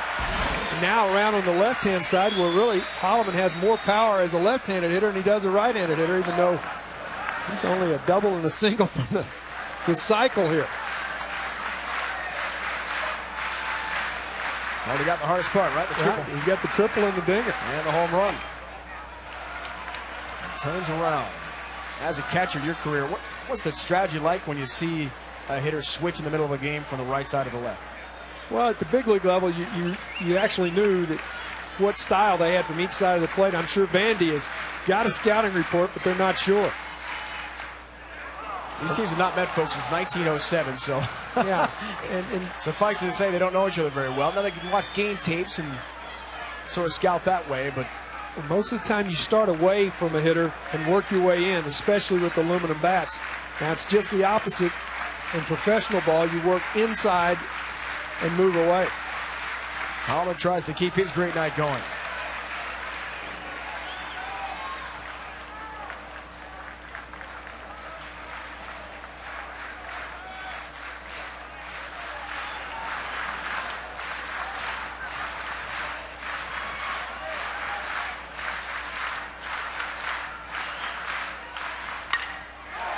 toward first. Baxter will beat Holloman to the bag. Prince advancing 90 feet to third base. Texas hitters have been outstanding heading into that bat with runners in scoring position. Excellent play by Baxter. You can see how athletic he is going to the line. Then he looks up and Roden is not there, so he has to sprint to the bag. As a pitcher, you can't become a spectator. When you make a pitch, you got to go cover first base, and Baxter did a great job of using his athleticism to come up and make a great defensive play, and Vandy is excellent on the defensive side of the ball. Texas currently 5 of 10 with runners in scoring positions. So that great fielding percentage will be tested again. 7 RBIs so far knocked in. You see what Ryan Russ can do. He's walked and scored, doubled and scored. The double came in the 4th. Off the inside corner. Down to 2-0 to Ryan Russ, the right fielder. Back-to-back switch hitters. Russ now on the left-hand side as well. Senior from Comfort, Texas. Third school he's played with, Navarro College and Texas A&M as well.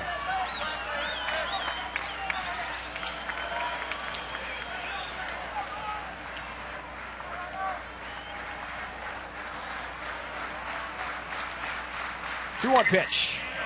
Chopper, trouble toward third. Absolutely nothing Angelino can do about that.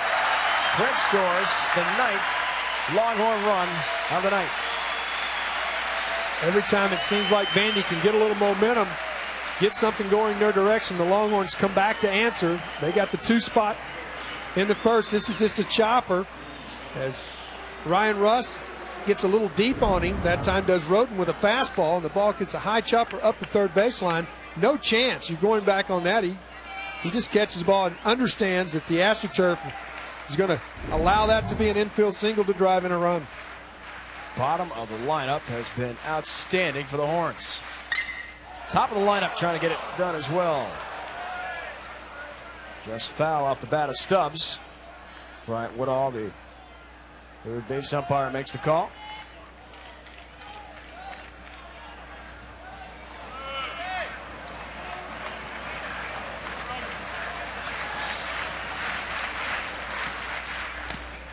Spoke with Augie Grillo last night, Keith, about his approach to freshmen like Drew Stubbs and Carson Cotter having a tremendous game this evening. And he said, hey, as far as I'm concerned, a ball player is a ball player. Doesn't matter if they're 18 years old or 21 years old. High and deep. Way back. Stubbs goes deep. Another home run hit by Texas. The freshman center fielder goes yard. And they're not booing. They're drooing here in Austin. All Horns tonight in the Super Regional opener. Drew Stubbs gets a breaking ball this time, and it's a mistake. Stayed upstairs, just spinning and right in the middle of the zone. And when a ball's spinning up around your eyes, you turn, hit it on the head of the bat. He's got outstanding power, plus the wind blowing out. There wasn't much doubt about it as it left the bat. It's just how far was it going to go. 7th home run of the year for the outstanding freshman Drew Stubbs. So perfectly finishing our story. Augie mentioned, remember a guy named Robin Yount who's in the Baseball Hall of Fame, 18 years old. He was up at the big league level playing shortstop with the Milwaukee Brewers. So freshman, he doesn't really buy into that inexperienced thing. For him, if he's caught out to be a ball player in big moments, guys like Drew Stubbs are ready for it, no matter how old they are. And Stubbs proves the point pretty well. There's an awful lot of good freshmen throughout college baseball right now, and I think the important part of that is they come in the fall. It's when you really can find out whether they can compete right away, and Drew Stubbs did that in the fall here at Texas. Junior Seth Johnston is next. A couple of base hits, RBI, scored a run. Got every Horn. Got a big game tonight against the Vandy pitching in the opener, best of 3. Got under this one. Garza will put it away in left field. And will do it for the Texas fifth, but much more damage done. They score 4 more. And now the lead balloons to 11-2. It is all Horns in Austin.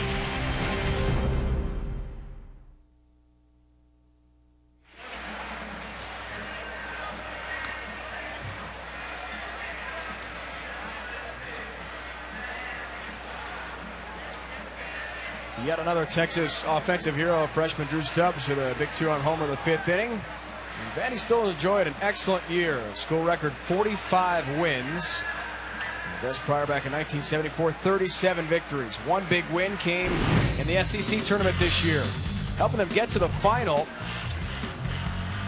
A big base hit there by Matt McGrainer, the catcher, the sophomore, beating Florida 6-5 and 12. Big dog pile at home plate for the Commodores that day. They eventually lost to South Carolina 3-2 in the SEC tournament final. And as you can see, a brilliant regional for them at Charlottesville, brand new stadium in Virginia. And 3 straight wins, including beating the hosts in that final. They had an outstanding regional to get here to Austin. They're behind in this ball game, but still got to win too. I mean, this thing's not over just because the Longhorns are out in front here in this first. Whoa, look out. Baxter leading things off, and the Vandy 6 gets plunked right on the beam. That was a breaking ball that started out behind his head. He just sort of bent over to get out of the way, and the ball broke back and caught him right in the head of the cap. You can hear it. Slider starts behind him. Boom. Just nails it. Second hit batsman of the night. Also Antoine Richardson was hit in the 3rd by Hall. Back to Garza, the local product. Yeah, you had a chance to watch him in high school. He said quite a good football player, wide out, right? He was a wide receiver and an excellent football player. Really went after the ball. But told us yesterday, didn't really consider college football. It was always going to be baseball for him. A determined young man who Coach Tim Corbin tells us had to keep his thumb on occasionally just to keep the intensity, discipline level all balanced out.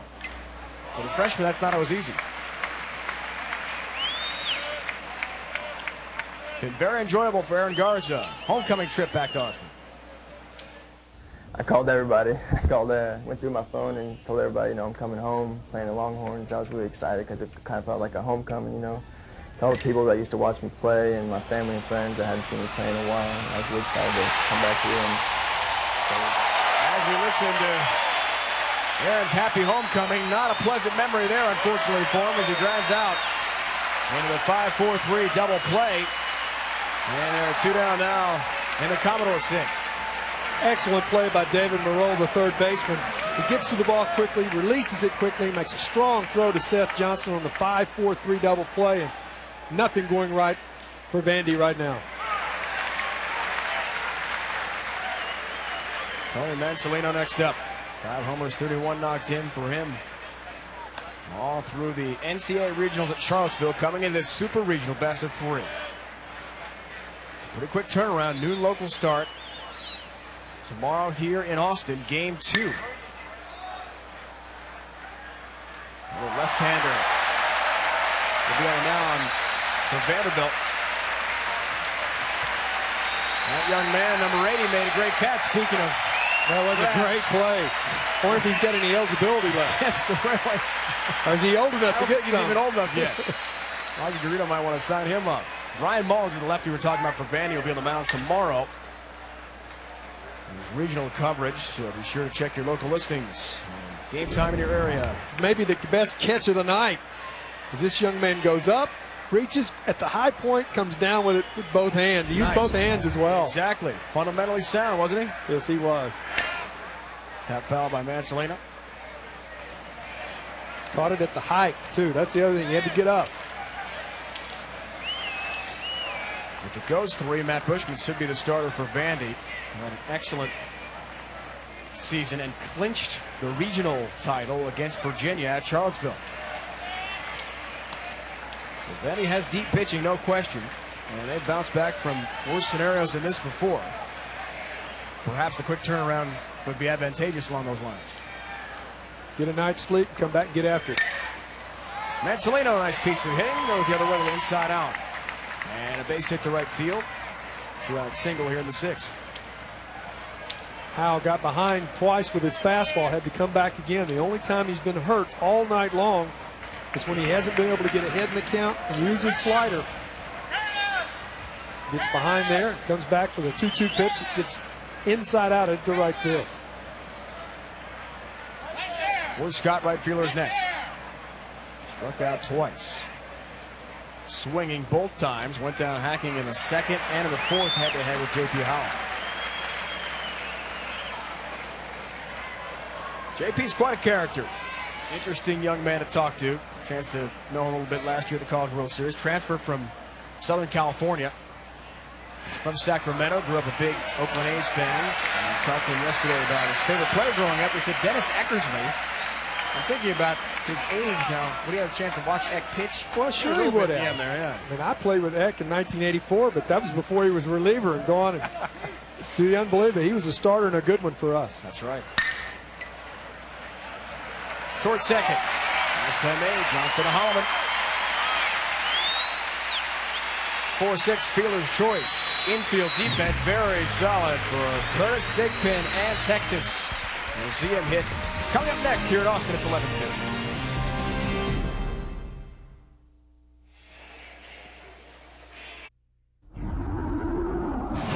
Dave Revson in the studio, updating on games from earlier today. Florida State and Arkansas. Scott Hodie, RBI single here for the Hogs. 2 for his last 34 coming in. He was 4 for 5 today. The Hogs 1 win away from their first trip to Omaha since 1989. They win it 7-5. Chance for the preseason number 11 pick in the SEC to get that win tomorrow on ESPN2, 8 p.m. Eastern Time. Dave? Primetime game day from Fayetteville, Arkansas. 5th overall trip to Omaha. That would be Dave Van Horn turning that program around. The former Razorback who brought Nebraska a couple years in a row to the College World Series. Talk about an exciting environment in Omaha when the Huskers were playing there. New pitcher Jeff Sue's on the mound. He pitches 87 to 90 miles an hour. His best pitch, a cut fastball. Big righty. In Red Bank, New Jersey. Thigpen, first ball swing against the brand new Vandy pitcher. Skies to right.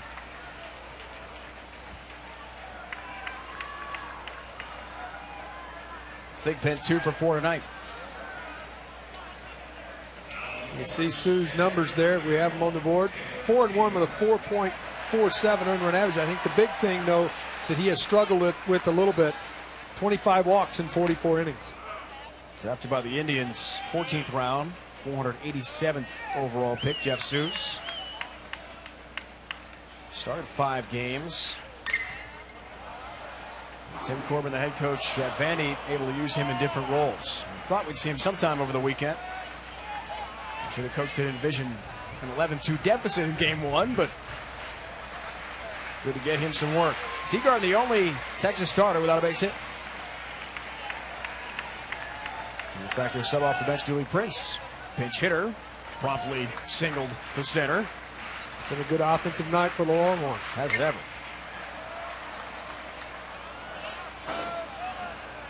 On a night where we really expected maybe a 2-1 or 3-2 ball game with 2 of the best left-handers in the country going. J.P. Howell has kept up his end. Jeff Sowers struggled, or Jeremy Sowers, early in the ball game.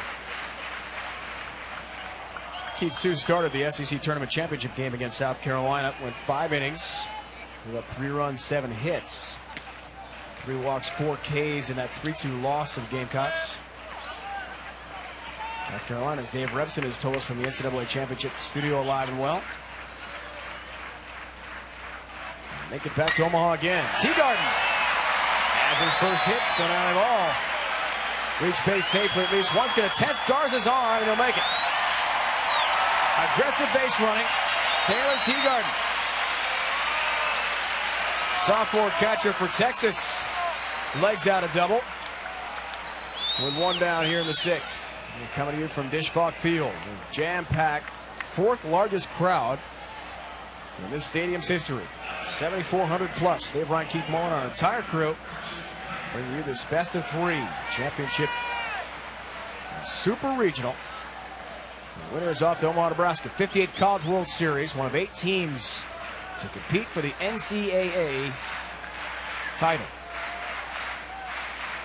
Be a new champ after Rice won it last year in our first ever best of 3 championship weekend that went the distance. The final game, primetime on ESPN. That was a tremendous atmosphere. It was awesome to watch. Rice won its first ever title. Any sport, NCAA. Maybe it's Texas again. Vandy has other ideas, though. It shows you the team speed of Texas.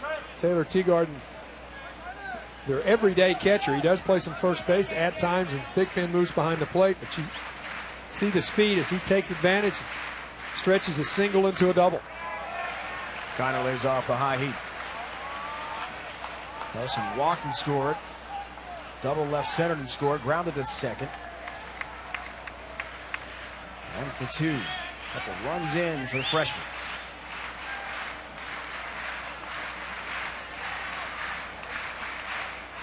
Revolving door. Texas continues.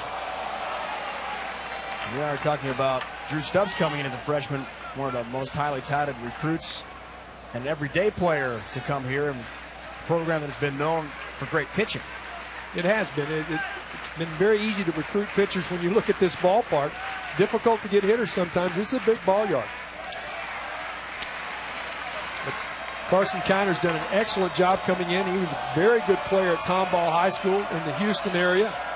A lot of people wanted to go after him. And actually, his uncle, Don Kiner, was a teammate of mine back in the early 70s. Says his dad, Ron, big role model. Fouled it off. Dad Ron played baseball at Sam Houston State. Uncle Don, UT pitchers, you mentioned 1970s. Interesting stat, certainly with Kiner, or a fact, I guess. His dad Ron was a winning pitcher for Sam Houston State as he goes down in the Longhorns' first ever loss at this field. How about that? Yeah. And his Uncle Don, your former teammate, pitched in the second game of that doubleheader. And I played both of them as I was involved in that loss, as a matter of fact. You didn't have to bring up those bad memories. Not many bad memories produced tonight for UT fans, for sure. Some interesting bloodlines with Carson Kiner. Struck out for the first time tonight. Willie Prince was a pinch hitter in the fifth, singled. As he hit for J.D. Reininger. Single to center, knocked in a run, scored a run.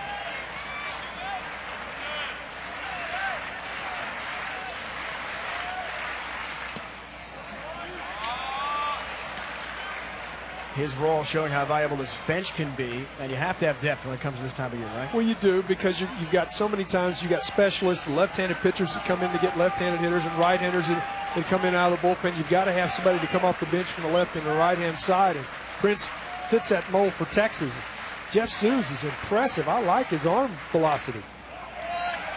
Not necessarily that he throws very hard, but you can see the ball really get out of his hands. You can see how he can be effective at times. Right now, struggling to throw strikes.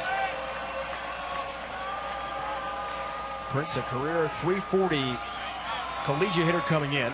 2 stops, McNeese State and Texas. It's a 3-0 pitch for a strike. He's the Austin All-Regional Tournament team member. Played well in those 3 games.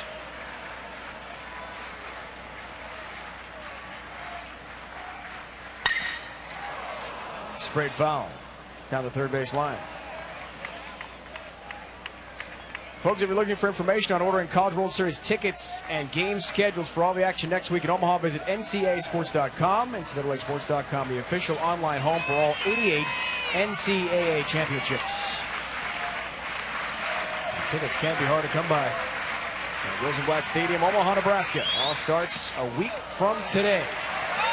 58th College World Series. Prince on for the second time this game. Good at bat by Dooley Prince that time. Got ahead in the count, 3-0. Got a good pitch to hit, 3-1. He tries to shoot the ball to left field with it away, and then he comes back, takes a very close pitch on the 3-2 pitch there. Come up with a walk. So Prince, the former star at McNeese State, 2-time All-Southland Conference player there. Led that team in hitting last year. Transfers to Texas. And gets the job done with the Horns. Morola's next. David Singleton scored in the second. Flew out to left to the third and grounded Right back to the mound in the 5th. Jeff Suze is getting his elbow under a little bit on his breaking ball. His fastball has been within the zone, but when he wants to go to his breaking ball, he's getting underneath it. It starts spinning and staying upstairs. He doesn't get on top of it with that wrist where he'll get some downward bite into the strike zone. Rip toward left. Garza plays it on a hop. Teagarden will score.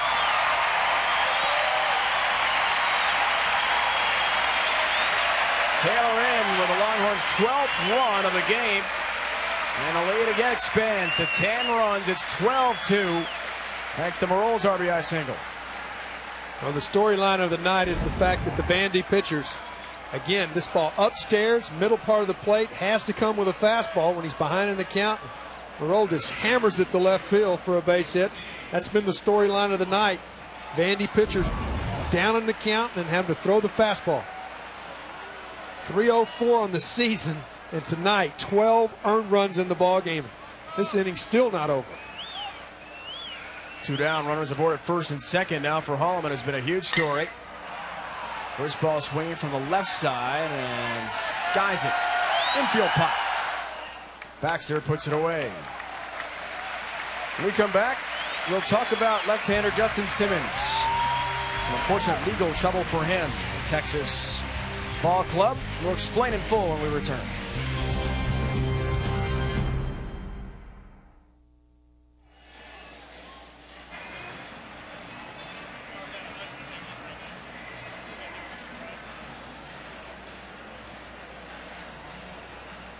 Player on the right is Texas starting pitcher Justin Simmons, left-hander, who helped the Longhorns win a national title in 2002, a 16-1 regular season. He was incredible. Some unfortunate legal trouble, however, on his mind these days. Today in the Austin American-Statesman newspaper, it was reported that he is a defendant in a civil suit alleging sexual assault of a 16-year-old. This happened 4 years ago, allegedly, when Justin was only 18 years old.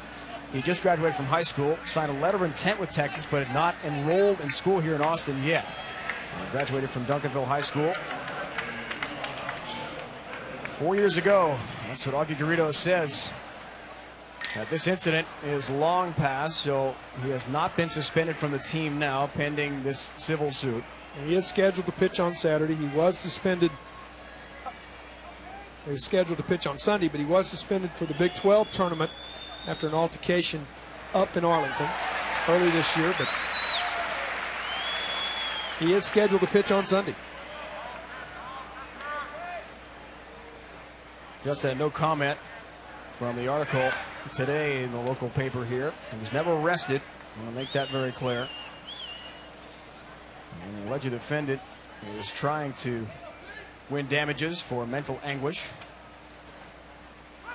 expenses, and future medical issues, according to the article.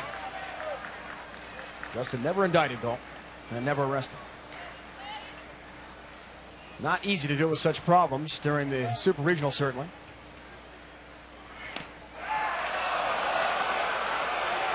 Dular, the catcher, and the Vandy 7th has worked the count full. J.P. Howe now at 106th pitch of the ball game, coming right here. Tap foul.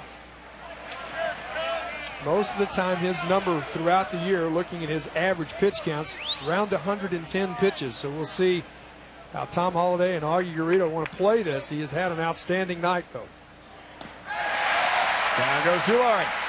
Second time in the game he's been struck out. 13th strikeout of the game for J.P. Howell, who continues to roll.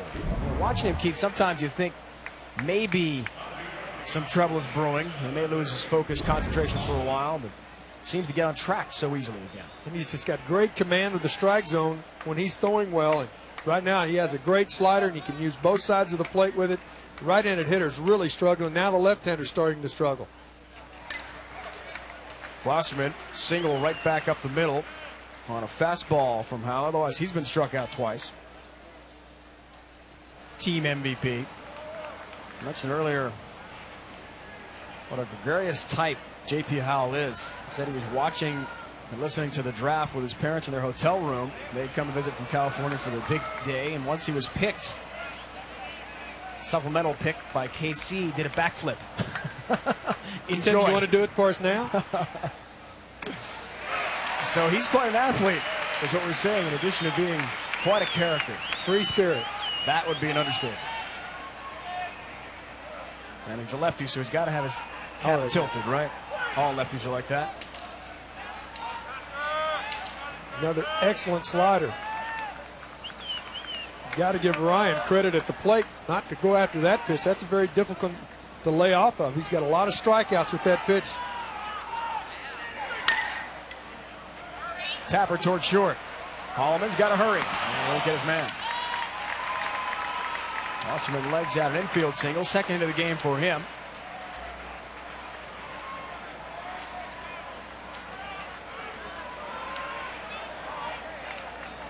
You can see the artificial surface that time here at Disch-Falk Field. Once it gets warm here in Central Texas, this turf is not as spongy early in the year when it's cool, but as it gets warm, this turf gets very spongy in the heat of the summer. Now we're into middle of June. We've seen indications in last week's regional here, and now here in this first ball game, we've seen a couple of different balls that have bounced off the turf that have led to infield base hits. A breakdown for J.P. Howell so far, 13 strikeouts. Slider's been effective. Off-speed delivery, certainly his forte. Antoine Richardson knows all about that. Was hit by a pitch and reached in the third, otherwise struck out twice. Lance thought he might have gone around, but Conlon, first base umpire, disagrees.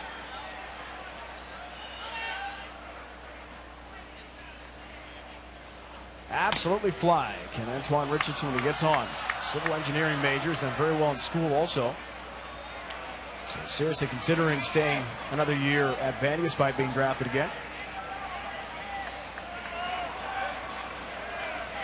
It's Coach Tim Corbin comparing him to Juan Pierre. A guy that can really go get it in the outfield. We saw that on a ball Kiner hit earlier in the ball game. He almost got to a ball that was hit on a line to the deepest part of the ballpark, right at the 405 sign in left center field. And he almost got to it. He got an excellent jump on it. Showed you that great speed. Well, the base pass has got to get on board to take advantage of it. Need base runners when you're down 10 with 8 outs to go. Toward the hole. Nice play made by Morrell, cutting it off. Throw back to him first out of time to Thigpen. Flying up that line is Antoine Richardson, but they do get the force at second for the second out of 7. What a defensive play by David Morrell. Picks a short hop going to his left and immediately releases the throw. It is just a hair high to Seth Johnson, but you can just see him take the short hop, make the quick snap throw, and he turns in what shouldn't have even been close for a double play. Makes a marvelous feed to Seth Johnson, and they almost get the double play. Warren Jones had a big night. 2-run homer in the 5th inning. The left center was deep. And also an infield single in the first. The first hit allowed, and for a while the only hit allowed by J.P. Howell. Toward third, Morrell again. He drops to one more time. Still at 5-4. Vandy is done in the 7th. J.P. Howell has been brilliant. 13 strikeouts. All over Vandy in the Super Regional opener.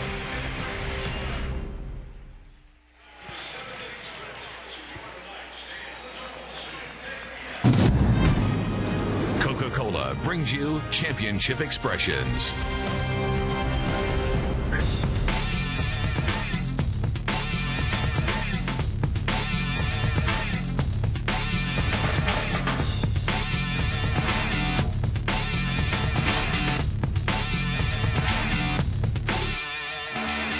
Coca-Cola, real.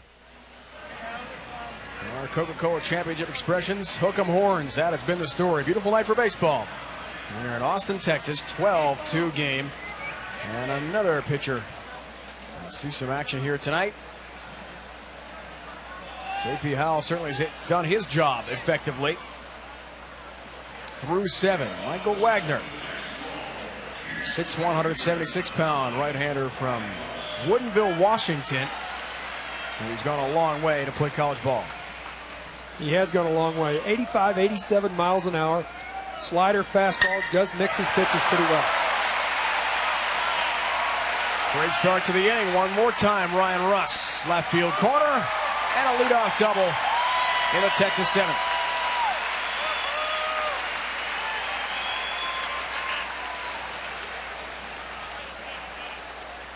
Swinging at the first pitch, Ryan Russ gets a fastball away and drives it the other way. And when it left the bat, he was thinking two right here. He's going no matter what happens.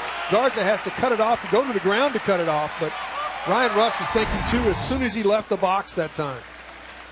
Huge game for Russ. 3 for 3 with a walk, scored 3 runs. He's knocked in one. Bottom of the order. As Augie told us about, Augie Garrido, Texas coach, introducing the lineup, top of the broadcast way back when. Bottom of the order can really contribute. That has been the case. Not a bad job by Stubbs at the top of the order either. Longhorns have pounded out 15 base hits. They're not done yet, partner. I know, but I mean, Vandy has one of the best pitching staffs in the country. 304 as a team coming in. Outside corner from Wagner. They've given up 12 earned runs for the first time in 2004. Which are all just really big numbers. 2-1 and Stubbs got him.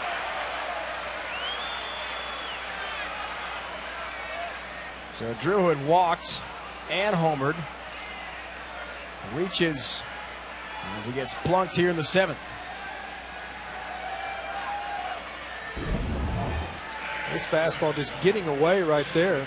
Actually, look the way his fingers, he was going something off speed. You could see his fingers leading out in front. If we could slow that replay down again, you could really see his fingers out in front. That was a changeup he was trying to go to that time. Rode up and in. Circle change, got away. Texas second baseman Seth Johnston next. Couple hits for him, an RBI, runs scored. He's 2 for 4. And everyone getting in on the act.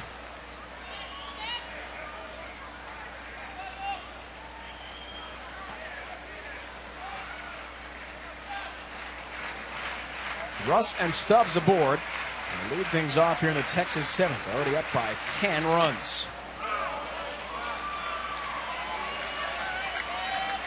I'm not around college baseball as much as you are, Keith, but I'll tell you, having covered the College World Series several years in Omaha, you can really tell teams that are tense, a little bit uptight, maybe the nerves and butterflies are flowing, and those who are not, just relaxed because I've been there, those situations so many times. Well, I think that has a lot to do with it. Yeah. I agree with you. But second, college baseball is like all baseball. It happens 60 feet, 6 inches away. And the difference tonight, J.P. Howe has been outstanding. And the pitching staff, the entire pitching staff of Vandy has struggled. They have pitched from behind in the count. They've had to elevate fastballs, and the Longhorns have been setting on 1-0, 2-0, and 3-1 fastballs.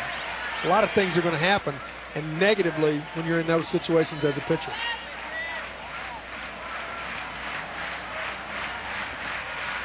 Curtis Thigpen next hill. As relaxed as they come. He has that routine in the batter's box before every at bat. A little bit of sweeping, helmet, gloves. In fact, the Texas A&M fans in the game, College Station really caught on, didn't they? They were going with him with each step. Sweep, sweep, helmet, gloves. Every move Curtis made, he said after a while, he was just playing up. Oh, he was playing to him, and it was something special to watch. That's all of college baseball is like that. You have so many great rivalries and so many things going on. The fans are very close to the field. Right center hit pretty hard. Boy, Scott, a few feet in front of the warning track, puts it away. Russ gets himself to third, tagging up 2 down in the 7th. To golf for the Buick Classic will feature some of the biggest names on the PGA Tour. Phil Mickelson, Ernie Els, Vijay Singh, Sergio Garcia had a star-studded field at the Westchester Country Club, Harrison, New York. Mickelson had a great first round 69. Fred Couples at 10 under is the leader now. Vijay Singh, Luke Donald, and Frederick Jacobson 1 stroke off the lead at 9 under par. Freddie Couples playing well. Played well last week as well. Sure did, that's right. So the dangerous thick pin retired. Now it's Teagarden. Lugged out a double, scored in the 6th. He was 1 for 4.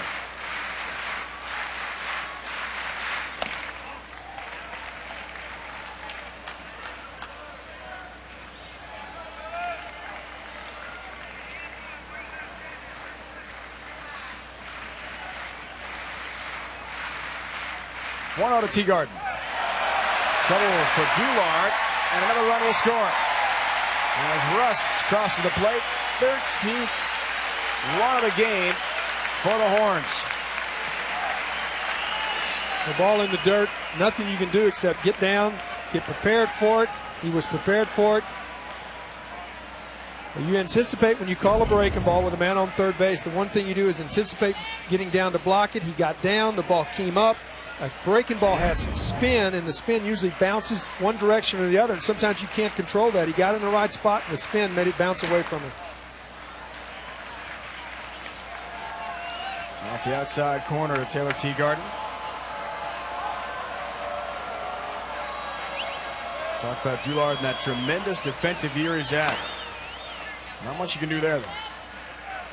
He did everything mechanically sound, just sometimes with the spin of a breaking ball, it backs up, sometimes it scoots, and that ball hit, took a big hop up, went off his shoulder.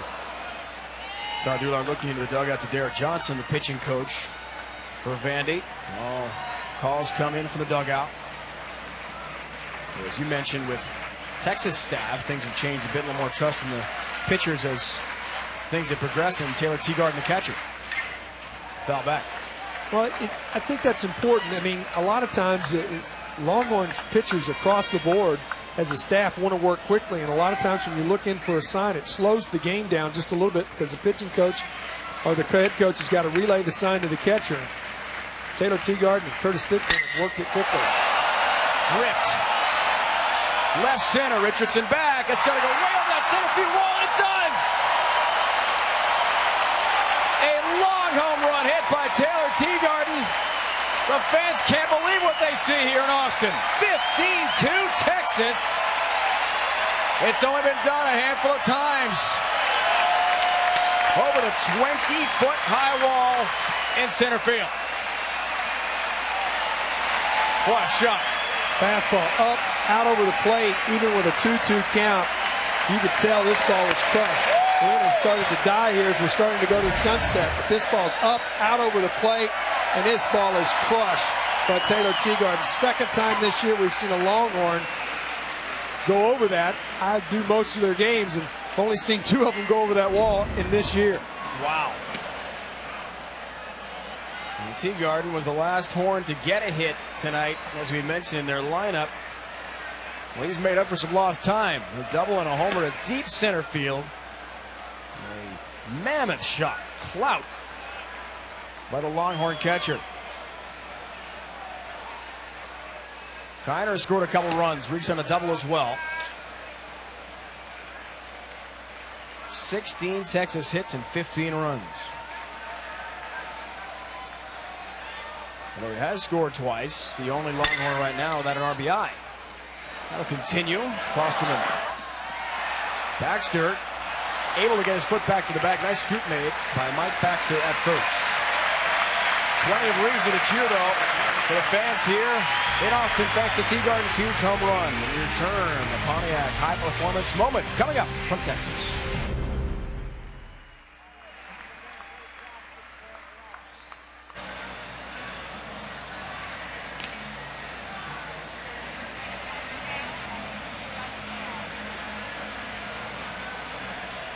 (15-2), J.P. Howell in Texas in the driver's seat firmly.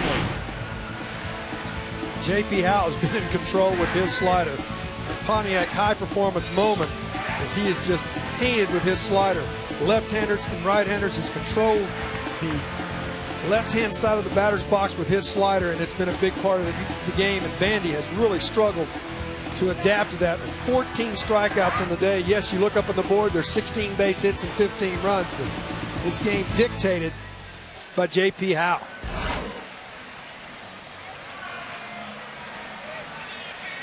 You know, a lot of times, Dave, we just talk about this real quickly. J.P. Howell well over 110 pitches in the ball game.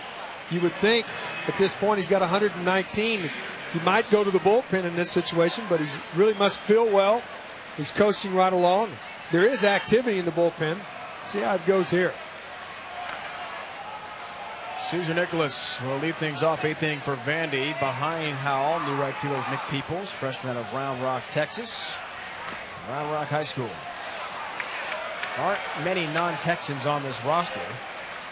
Dooley Prince is one we mentioned, a transfer from McNeese State. He's from Louisiana. Sam McCure, star right-handed pitcher, sophomore from Missouri. We'll see him tomorrow in Game 2. Rip, left center field gap by Nicholas. To the wall it goes for extra bases for big Caesar Nicholas, and he'll cruise in for the leadoff double, 8th inning here for Vandy. Breaking ball upstairs, and now 122 pitches. I'm not sure that Tom Holliday won't go to the mound here. He fell behind 2-0, and after falling behind 2-0, he made a mistake, and here comes the pitching coach Tom Holliday out to talk to him.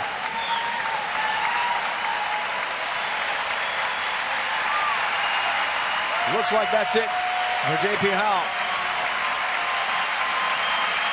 The fans who have absolutely packed Dish Talk Field, standing room only, will show their appreciation.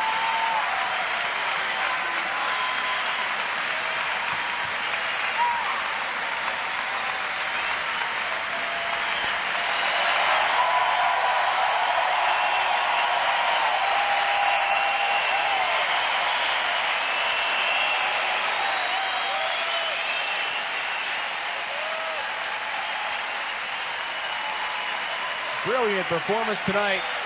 The lefty J.P. Howell, first-round draft pick, showing us exactly why his team in command tonight.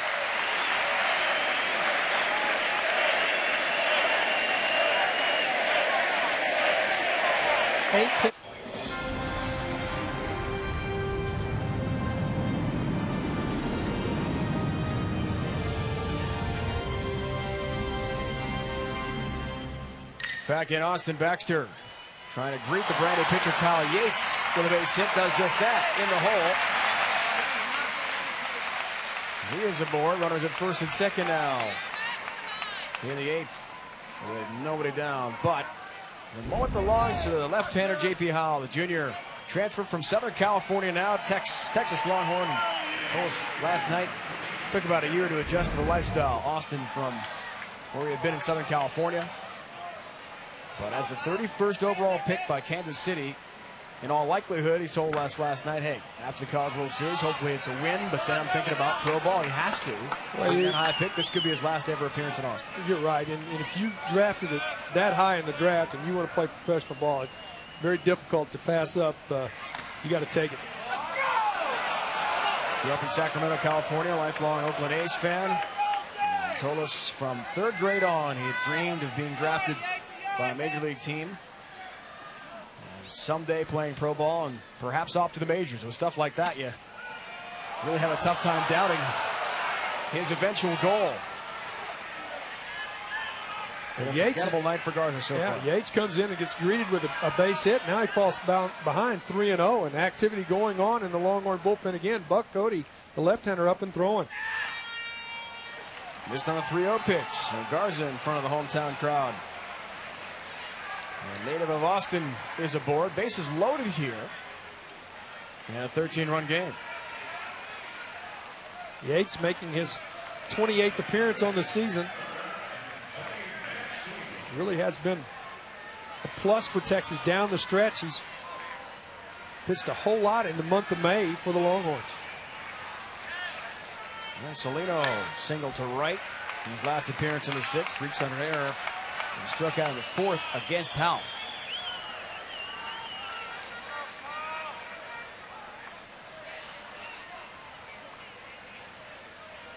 Yates has a very good fastball, excellent split finger, and probably the best straight over the top curveball on the Longhorn staff. As you see it there, kind of nose to toes. That's a 11-5 or 12-6 type curveball. At times, umpires miss it because it's got such great spin and late break. 0-2 to Mansolino. This play backhanded by Teagard behind the dish for Texas. Earlier in our broadcast, we showed you that thrilling moment for Vandy baseball in the semis of the SEC tournament, that 12-inning win over Florida. Manzanillo scored the winning run on that play. Slid in safely toward first. Good play made by Thigpen. They'll get the force at second. They're calling an automatic double play because the runner, Garza, went after Holloman at second base. In college baseball, you cannot have contact with the runner at second base, and the run will actually have to be sent back to third base. It will not be allowed to score, and the runner at second will be sent back to second. It's called base runner interference. You cannot go after a middle infielder in college baseball, and that's called, and everybody has to come back. 2 outs, a double play's called, and everybody has to go back to their original bag, except the runner at first base, who is out, and the hitter. You see this ball hit the Thigpen. He comes up with it, goes to second base. The umpire at second base felt like the Garza went after Holloman. That's a very weak call, in my opinion, as Garza was almost there to be safe on the play, and Holloman was not affected. Wasn't the reason that he could not make a throw. Things going from bad to worse for Vanderbilt. This one gets away from Teagarden, so the run does score as Nicholas comes across the plate. Third run of the game tonight for Vanderbilt. Interpretation of that rule on a forced play slide rule: runners must slide directly into a base and may not roll, pop up, or slash at the defender, and may not slide past the base to make contact with or alter the play of the fielder. And I don't think he did any of that. Yeah, that was Frank Sylvester from Philadelphia, second base umpire. In his opinion, that happened. In his opinion. He's closer to it than I am. Matt Zeller, pinch hitter now from Leawood, Kansas, for Vanderbilt.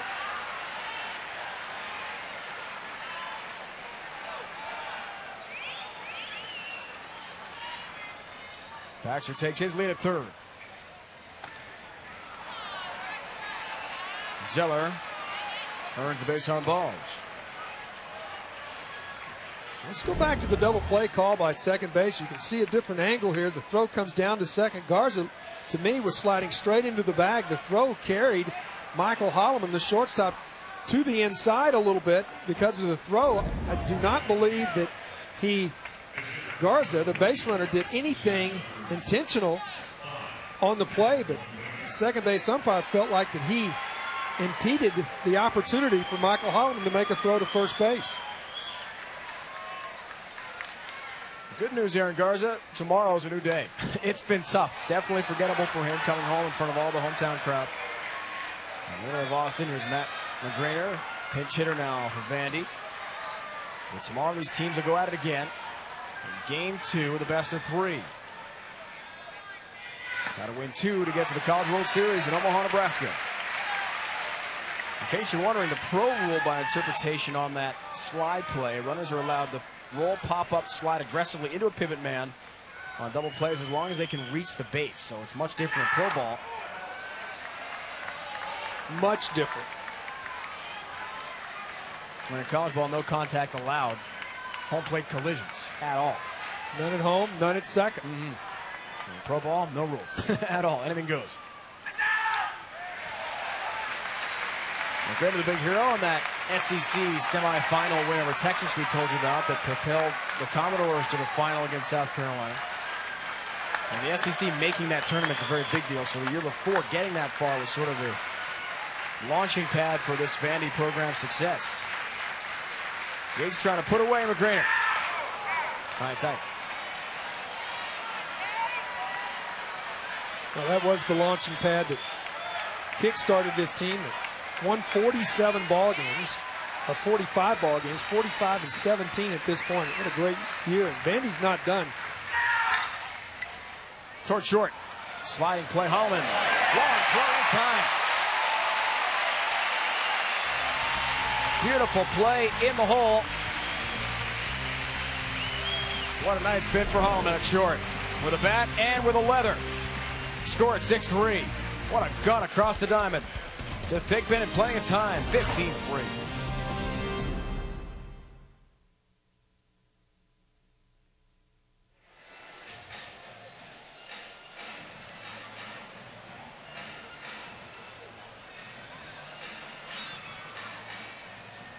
All Texas tonight. Opener best of 3. Super Regional from the state's capital. Beautiful evening. Beautiful city of Austin, Texas. Plenty to celebrate for Horns fans, certainly. Saturday at 1 Eastern, the road to Omaha continues on ESPN. East Carolina takes on South Carolina. The two teams begin their series. Or Vandy, Texas, Game 2 here in Austin. Check your local listings for times in your area. Catch additional Super Regional coverage with ESPN College Grand Slam this weekend. Order, call your local cable company or satellite provider. The road to Omaha and ESPN. For more, log on to ESPN.com. It's all coming up. Exciting Super Regional action.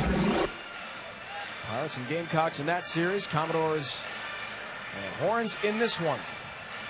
Another pitching change. Steve Sheo is in, lefty, the freshman from Tennessee. Sheo, a left-hander, 85, 86 miles an hour. He's got a very good cut fastball to use on the inner half of the plate. He's got plus control, and what that means for that is it means he can control the strike zone. That's something that Vandy pitchers have struggled with tonight. Pinch hit of the game here for Augie Garrido. Will Crouch will get a plate appearance. Junior transfer out of San Jacinto. Community college level. A lot of personnel on the diamond tonight for each side. Chance to get some Super Regional experience. That's got to be beneficial. Well, the ballgame seems to be out of reach, and both head coaches want to get their kids an opportunity to say, I played in the Super Regional if they didn't start the ballgame. And then if they need them further down the line, they've had the nervousness of having their first at-bat out of the way. Are going to the mound, and Sheo's opportunity here. He's a guy that usually is a situational pitcher. He comes in to get a left-hander out, but he's getting a chance here to pitch in the bottom of the 8th.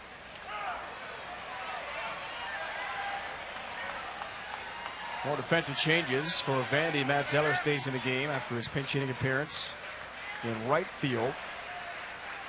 And McGrainer, after hitting there, robbed on a nice play by Hallman short, stays behind the plate and he'll catch the rest of this game for Vanderbilt.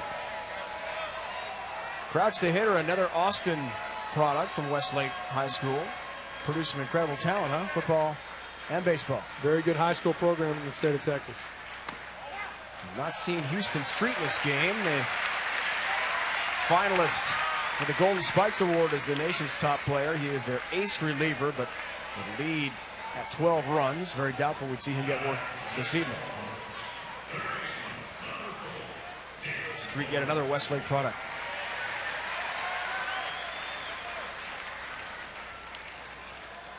Third baseman will roll next. A couple of hits for him tonight, scored a run. He's been all Texas offensively. 15 runs on 16 hits. And Howell outstanding on the mound, 7+ innings. Charged with 2 earned runs. That third run did get charged to him in the last inning after the call at second involving the illegal slide, but it was not earned.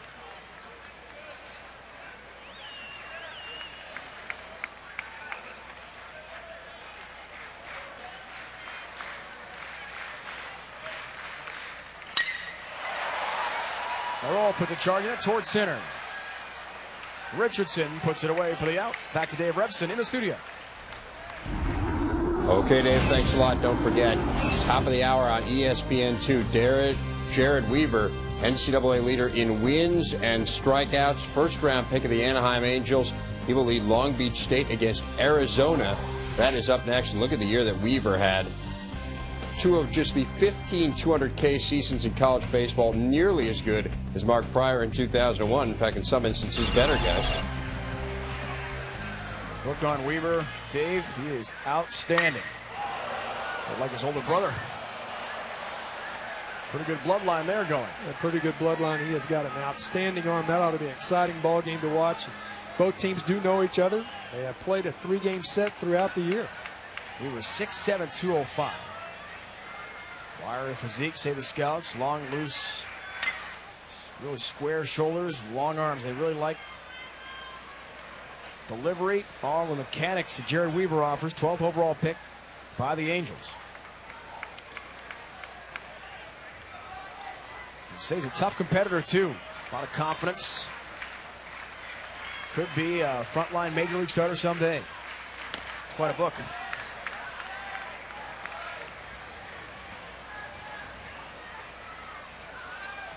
Big night for Hallman. Defensively, we saw him that last Vandy effort. Make a nice play in the hole. Triple, a home run, and the line drive. Right to Jones, double play. The throw to Baxter just in time. Getting Will Crouch, double up. Last chance for Vanderbilt in the opener, the Super Regional. Or it's Texas with a 1-0 lead when we return.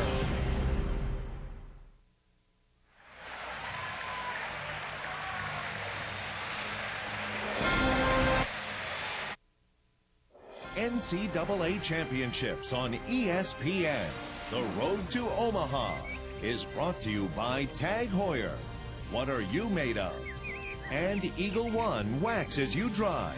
Just spray it on a wet car and dry off to an amazing shine.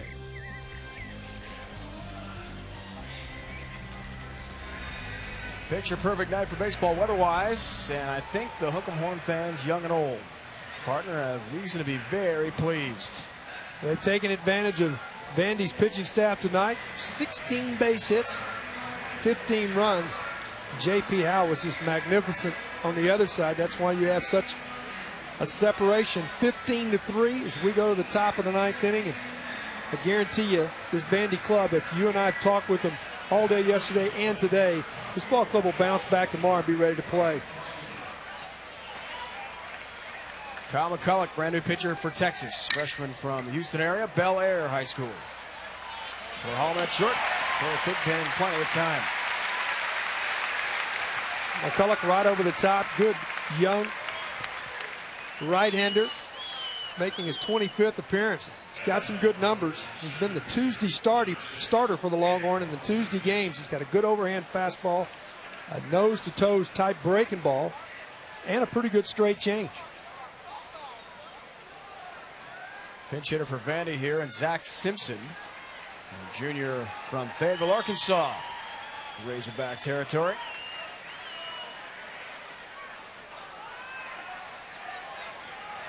He'll hit here in the spot of Richardson, the 2-hole, after Klosterman grounded out to short, leading off the Vandy ninth.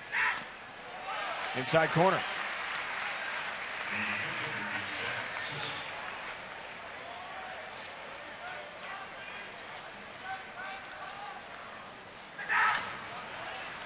Tap foul.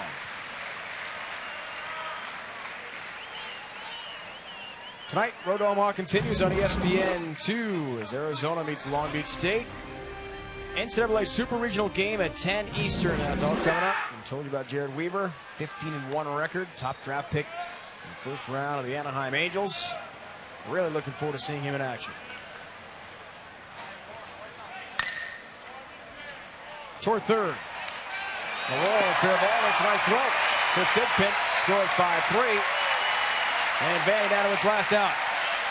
Again, the turf shows the high chopper. Moreau does a good job of backhanding and releasing that ball quickly. Throw a little bit high, and Thigpen does a good job of tiptoeing around first base to catch the ball and catch the bag. Tomorrow at noon local, Ryan Mullins, lefty, a 9-2 record against Sam LeCure, the righty sophomore for Texas. First ball swinging there is Jones. And Warner showing why he led the SEC in hitting. Third hit of the night for him, keeping the faint hopes alive for Vandy.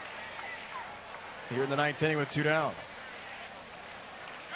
Well, the outfield, no doubles in that situation, and Kiner playing extremely deep that time. And Jones hit a ball that maybe earlier in the game that Kiner would have been in a spot to make the play, but because he's playing so deep, you don't want nothing behind you here now. Couldn't get to the baseball.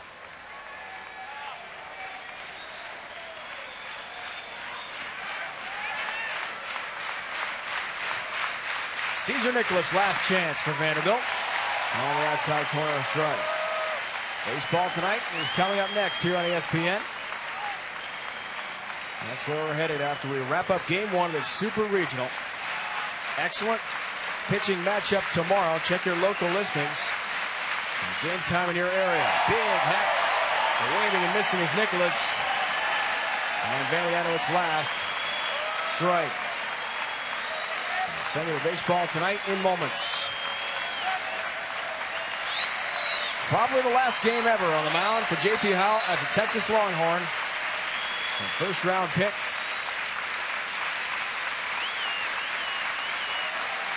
Of Kansas City. Ready to celebrate. Missed the mark not by much to Nicholas.